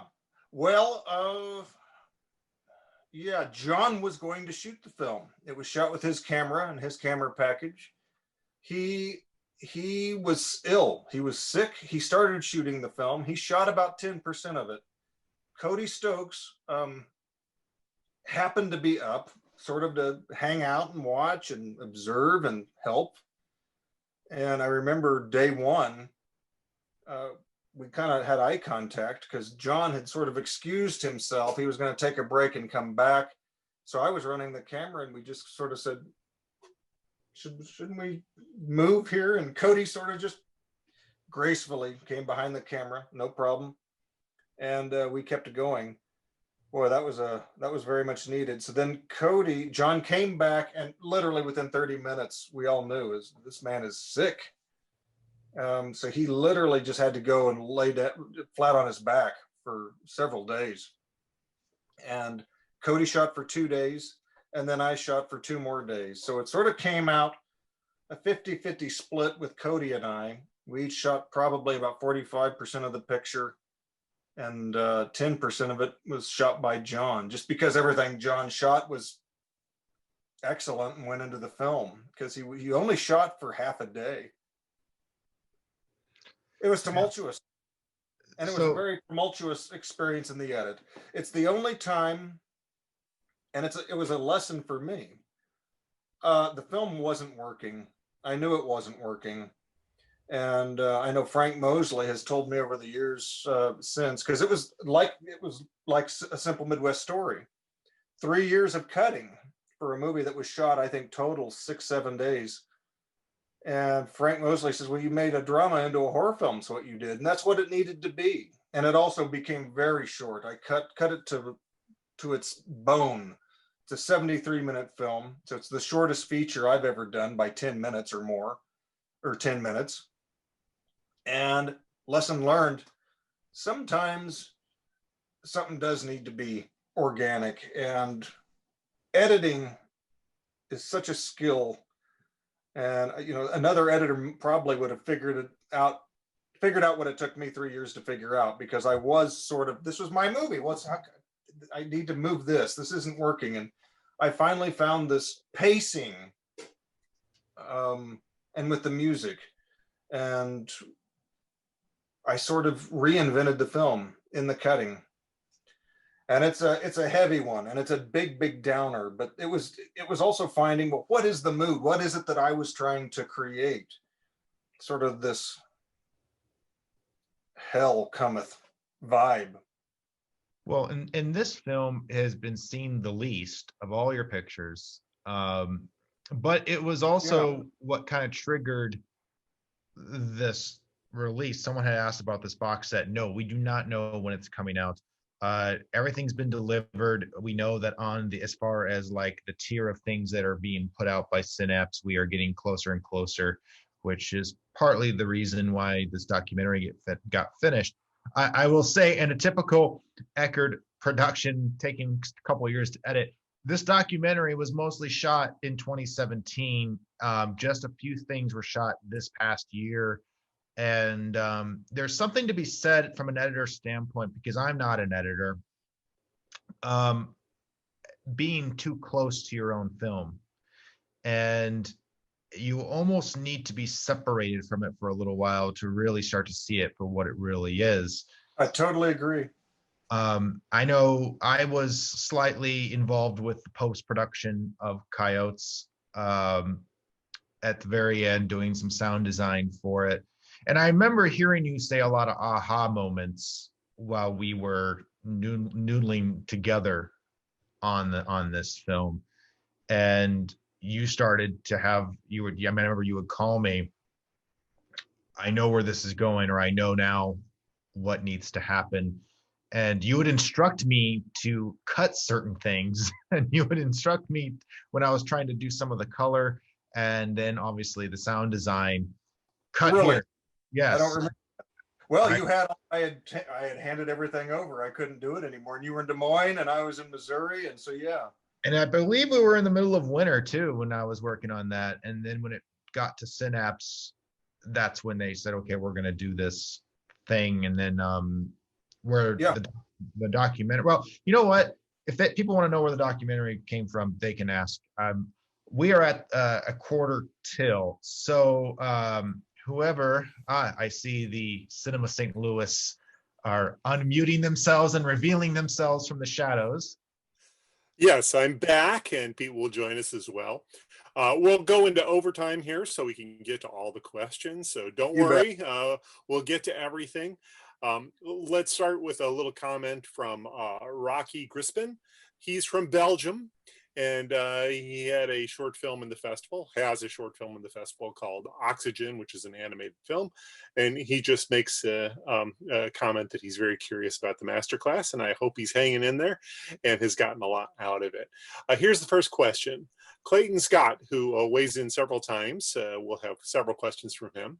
He says, you made 6 feature films. It's truly amazing to me, who found making one feature incredibly hard. What keeps you going creatively? Hey, there are times when there's nothing going on. And then one day I'll be driving the truck down the road and thinking about something, and there's an idea. More often than not, that doesn't lead to a movie. But I've never been in this for notoriety. Oddly enough, now I'm older now, and you realize, yeah, the point is to get these films seen, but it's inherent with me. It's the way I've been wired, and I think something was instilled in me when I was young, seeing certain movies that I was probably too young to be seeing. And you know, oddly enough, one of them was Poltergeist, and how odd that I came back around to Chainsaw at a certain age. But loved Spielberg, loved Star Wars. I sort of loved movies from the time I started learning how to walk and talk. And the desire to be in there making them, either making dinosaurs or monsters, and that's been there forever. So why do I want to make movies is basically that I don't know. It's always there. I don't think it's going to go away. And Yeah, another thing, Paul Schrader, I just watched something where he was talking about who incidentally I met at SLIFF when I was there with Center Come Home. That was an awesome thing. I was able to tell him how much I loved his film Affliction. But he talks about he writes his screenplays as a form of self-therapy and has all the way going back to Taxi Driver. And I thought that's brilliant. I've never heard anyone talk about it. And he sort of talked about how he does that, and it made a lot of sense to me. So I think it is sort of therapeutic to do this stuff. Maybe that's really it. Maybe it's self-therapy. Pete, would you like to ask the next one? Sure, yeah. Cade Polsgrove asks, are all of your films made in Stanberry? It's fascinating to me because I live near the Kansas City area, so I'm just wondering where your movies are filmed at. So far, they have all been made in Stanberry. Well, and is there any temptation to broaden the field and shoot elsewhere? I've always wanted to shoot everywhere. I never thought I'm going to make movies in Stanberry. Even with the first one, you know, we were in high school. We were going to make it here. I wanted, you know, I talked about missing 50 days my senior year of high school. To me, school was torture. It was just between me, and I wanted to go to Hollywood and be a Hollywood director. I always wanted to make big movies. So it's, the sky didn't open up and invite me out to the West Coast. And so when you're working 6 days a week, you just got to kind of do what you do where you are. Well, Blake, you did shoot parts of Coyotes in Montana. So you did. I did, yeah. Okay, so to clarify, yes, actually in Los Angeles, there's that picture opens in Montana. That's where John Jost was living at the time. And there's also 2 years, I was sort of shooting off and on Coyotes for quite some time. And Frank Mosley's in LA. Ariane was in LA at the time, and so was Roxanne Rogers. So I drove to LA and shot 2 days. Made a match. I mean, I don't think anyone would know where in the film the LA scenes are, but they're in there. Okay, Clayton Scott weighs in again. When you write a film, do you have a specific theme in mind, or do you find it in the process? And then how important for you is the theme when you're making the picture? It's everything. It's everything in the script. When you're making the picture, all creativity is gone. That might sound ridiculous. Clayton Scott would know, having made a film, that, you know, being on set is like, in a weird way, sort of the least creative place you can ever be. It's like being on a road construction crew. So that's why I think everything's pretty important with a screenplay, and knowing why you're there and what you're doing, because plot is one thing. Plot is a device to keep audience attention spans engaged, whereas theme is what's at the heart of it. Theme is the art. Theme is what you're going to waste time doing for the next 3 years. My films have taken approximately 18 months to a year and a half to 3 years to make each one. And so if there's no theme, what the hell are you doing, you know? I mean, I understand that, but even some of the crummiest Roger Corman films had a theme. I think it's vital. Clayton Scott, yeah. Clayton Scott asks again, what do locals think of your films? I don't think anyone local really has seen my films. If they have, they're keeping mum. He follows up. They care. Everyone's got crops to get in. You know what I mean? Everyone works hard up here. You know, everyone's got kids. Everyone's working. He follows up that question with, and I have to ask, since I'm from Worth County, have you ever shot anything there, even if it's just one shot? Oh yeah, you bet. Quite a lot of Coyotes was shot in Worth County. Quite a lot of Bubba Moonface also. Forgive my being bad with geography, but where exactly is Worth County? Directly north of Gentry County, which is northwest Missouri. I'm in Gentry. Okay. You go north of Worth County, you're in Iowa. This is, I think, a very important question. I see Tyler Mesner is on here. I assume Tyler's still with us. Can you talk about your collaboration with him as an actor since he's been in most of your films? Well, it must be what it was like for John Huston to work with Bogart. And what I mean by that is not that we're Huston and Bogart, but Huston just said he always saw Bogart in every leading role.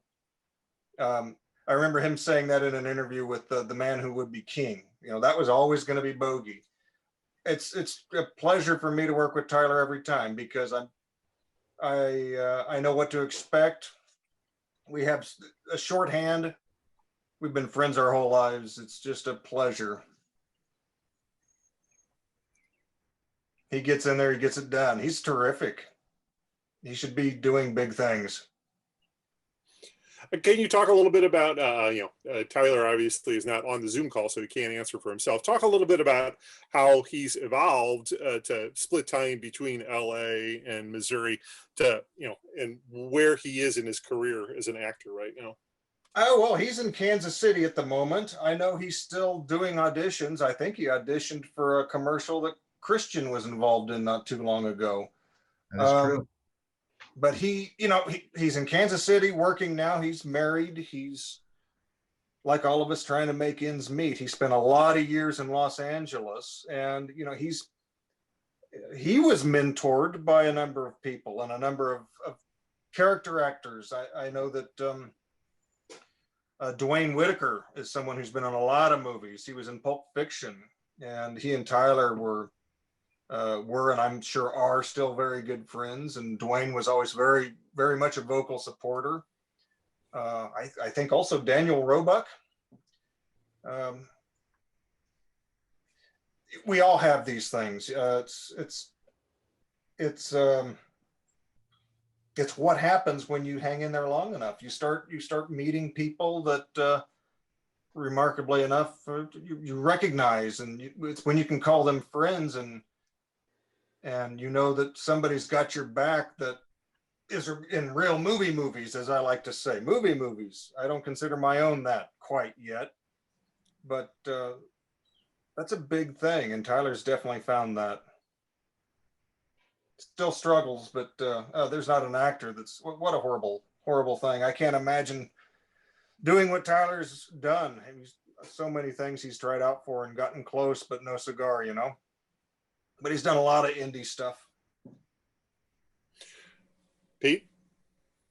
You addressed this somewhat in the body of the presentation, but I thought you might want to go back to it and expand upon it a little. Cade Pulsgrove asks, what are some low budget options for good lighting effects? Your films have really good lighting. I'm just wondering about some of your strategies.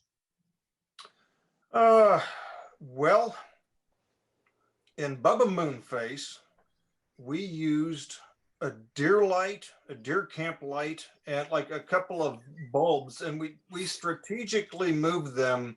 That whole movie was lit with 3 lights, like bulbs. There was no light package on it like there was on Sinner Come Home.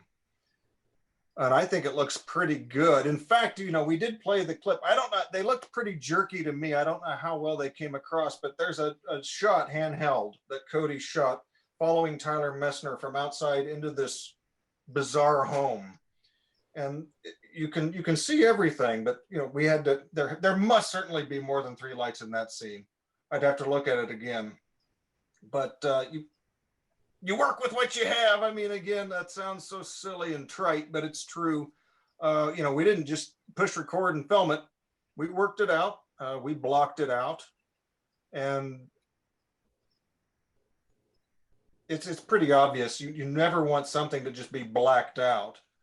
I'm also thinking of other things that there's not a clip reference, but certainly Windows with Magic Hour can do a remarkable thing for an interior set too. I've done that many times. Trial and error. We should note here that Susan Eckard weighed in with regard to Backyard Blues. This was quite a ways back, obviously, saying that it's your grandmother's favorite film. Huh. Didn't know grandma ever saw it. Apparently so. Now, I don't, she didn't clarify as to whether or not it's her favorite film of yours or her favorite film, period. So perhaps she can clarify that. One quick question with regard, I also note here that Tyler weighed in with regard to Kristian's comment about it doesn't cut it if you're just serving cheese sandwiches the entire time. He says Blake loves cheese, and loves is in all caps. So apparently cheese does play a prominent role on a Blake Eckard set.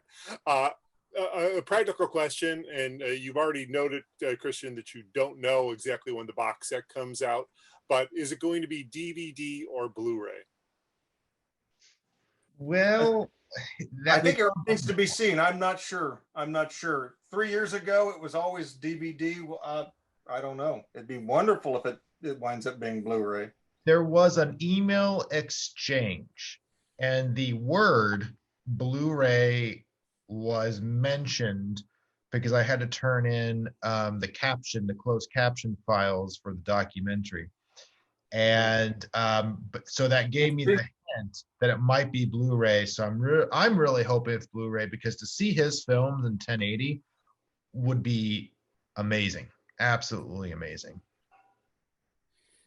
Pete? Yeah, just to make sure that this came across to everybody that wanted to know, William Weitzel asked, what did you say the lens adapter was called? This was in regards to Bubba Moonface. And then Kristian responded, it's the Red Rock Micro Adapter, REDROCK, Red Rock Micro Adapter. Yeah, it was this. So you could take a mini DV camera. If you guys remember that era of HDV, JVC made these cameras that you could shoot 720 on mini DV tape. And I think there was a couple other manufacturers that did it too, probably Sony. But you could get this adapter, and it was expensive, but you could attach it to the lens mount of that camera, and then you could use like Canon FD lenses. Yeah. Nikon. And in our case, there were two really old lenses. I want to say they were Nikon lenses, but that may be not. I may have forgotten. I wish I would have asked Cody before this. I could have relayed that. But it allowed you to have the depth of field that a lot of those mini DV cameras really use. Never would have. Yeah. So I wouldn't go looking for that, because it's really outdated. I mean, a DSLR can technically do better than that, what that camera setup was.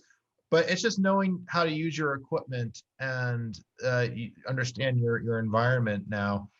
You can still achieve some similar looks, but not really. You gotta understand that you're adding noise. So there would be like, if you ever seen those early iPhone adapters to use like FD lenses, or actually EOS lenses, they would have like this little tiny like sensor, a piece of plastic that would be in there, and you're basically adding noise in glass. That's right, and that's what we you spoke about, how we both did about. There's nothing quite like the look of Bubba Moonface, but there is an almost 16-ish film quality, and that's what that noise is sort of almost emulates grain. Yeah. All right, Rocky Grisman returns to ask a question. Can you tell us what the budget was of your movies, and how has it changed over time? Yeah, they've all gotten cheaper and cheaper, basically. The first film was probably close to $30,000.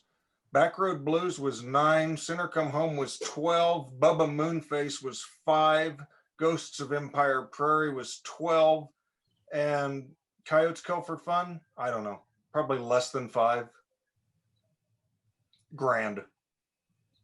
Sort of related, if you don't mind, to the extent that you can answer this question, can you talk a little bit about your experience of distribution? For example, Synapse does very good work. It's impressive to be affiliated with them, but you mentioned that your films have shown at the Anthology Film Archives and things like that. Where are the distributors finding your films, and how are they? Well, that's exhibition, not distribution. I'm sorry, yes. It was an anthology because of me. They're sort of unofficially, it didn't come out, but I was represented by a Canadian distribution company And in fact, I was in print, I was in papers, my films were reviewed, and they came just short of getting theatrical releases across Canada. One of many bummers that I've experienced. But they showed in Toronto theatrically 2 of my films, the first 2. Aside from that, every distributor at some point has seen my films, either asked for screeners back in the day, or I would reach out and contact them. It's just every company is looking for a reason as to why they shouldn't pick up your film. And when you don't have, say, a premiere at Sundance or a director's fortnight, it's amazing when you can get them on the line. And I've talked to all of them, but boy, they're looking, well, who's this for? What's the audience for this? And to speak about Synapse, I started mailing them my films when I had just finished, a decade and a half ago. And I remember at one time, Jerry Chandler said, good news and bad news. And this is 15 years ago. He said, I watched all 3 of the movies you sent me in one sitting. I love them. The bad news, these are not distributable. And I remember he listed off a litany of things that were lacking, including naked women, and hey, it's a business. Why is a company going to want to pick up your films? Because my films do have genre elements. I've been called an exploitation filmmaker, and even some of the films have been called basically horror films. But at the end of the day, they're ultimately dramas. So you don't have a hairy monster. You don't have something to sell. Most low budget movies, there's something to, like Hills Have Eyes, whatever. Which is a horror film. You can sell that point. My films are more about the human condition. Yeah, unfortunately for you, Blake, the films are too good, I think, on some levels. I didn't want to say that. To work in an exploitation context. Instead of being Roger Corman, you verge more on Raymond Carver. So I think that's ultimately the reasons why you don't see the sort of interest from distributors, because they are truly dramas. They're extraordinary works that don't have genre hooks, even though there are some genre elements that are built in. But the monsters are human monsters who are sometimes quite horrifying, but they don't work in the same fashion as a true genre film. Right. All right. Well, we have, believe it or not, reached the end of the questions from everybody, other than Cade Paulsgrove asks one time, have you shot any part of your film in Platte County? People are obviously representing their counties. Yeah. No, not Platte. No, I haven't. Well, now you gotta move into Platte in order to satisfy. All right, well, thank you so much, both of you, Kristian and Blake. I want to note the fact that the name of your film, Kristian, was never actually referenced anywhere, and that's somewhere between New York and LA, and that would be Stanberry, Missouri. So please, this is available for free for your viewing pleasure. If you have not yet watched it, it's a great toe dip into the world of Blake Eckard. And then you want full immersion when that Synapse box set finally comes out. You'll be able to actually watch all 6 of the films. I do wish they had a bonus disc with They Had It Coming. Is that being considered at all, or does John protective of that and not allowing it out? Not that that's the case. It just hasn't come up. Remains to be seen, I suppose. Okay, because I thought your performance in that as the storyteller is really quite fun, and I think that's an extraordinary movie as well. I do too. I do too. Another film that didn't get a fair shake in the world. Yeah, you just have to count on SLIFF being your one venue that you can actually depend on. That's right.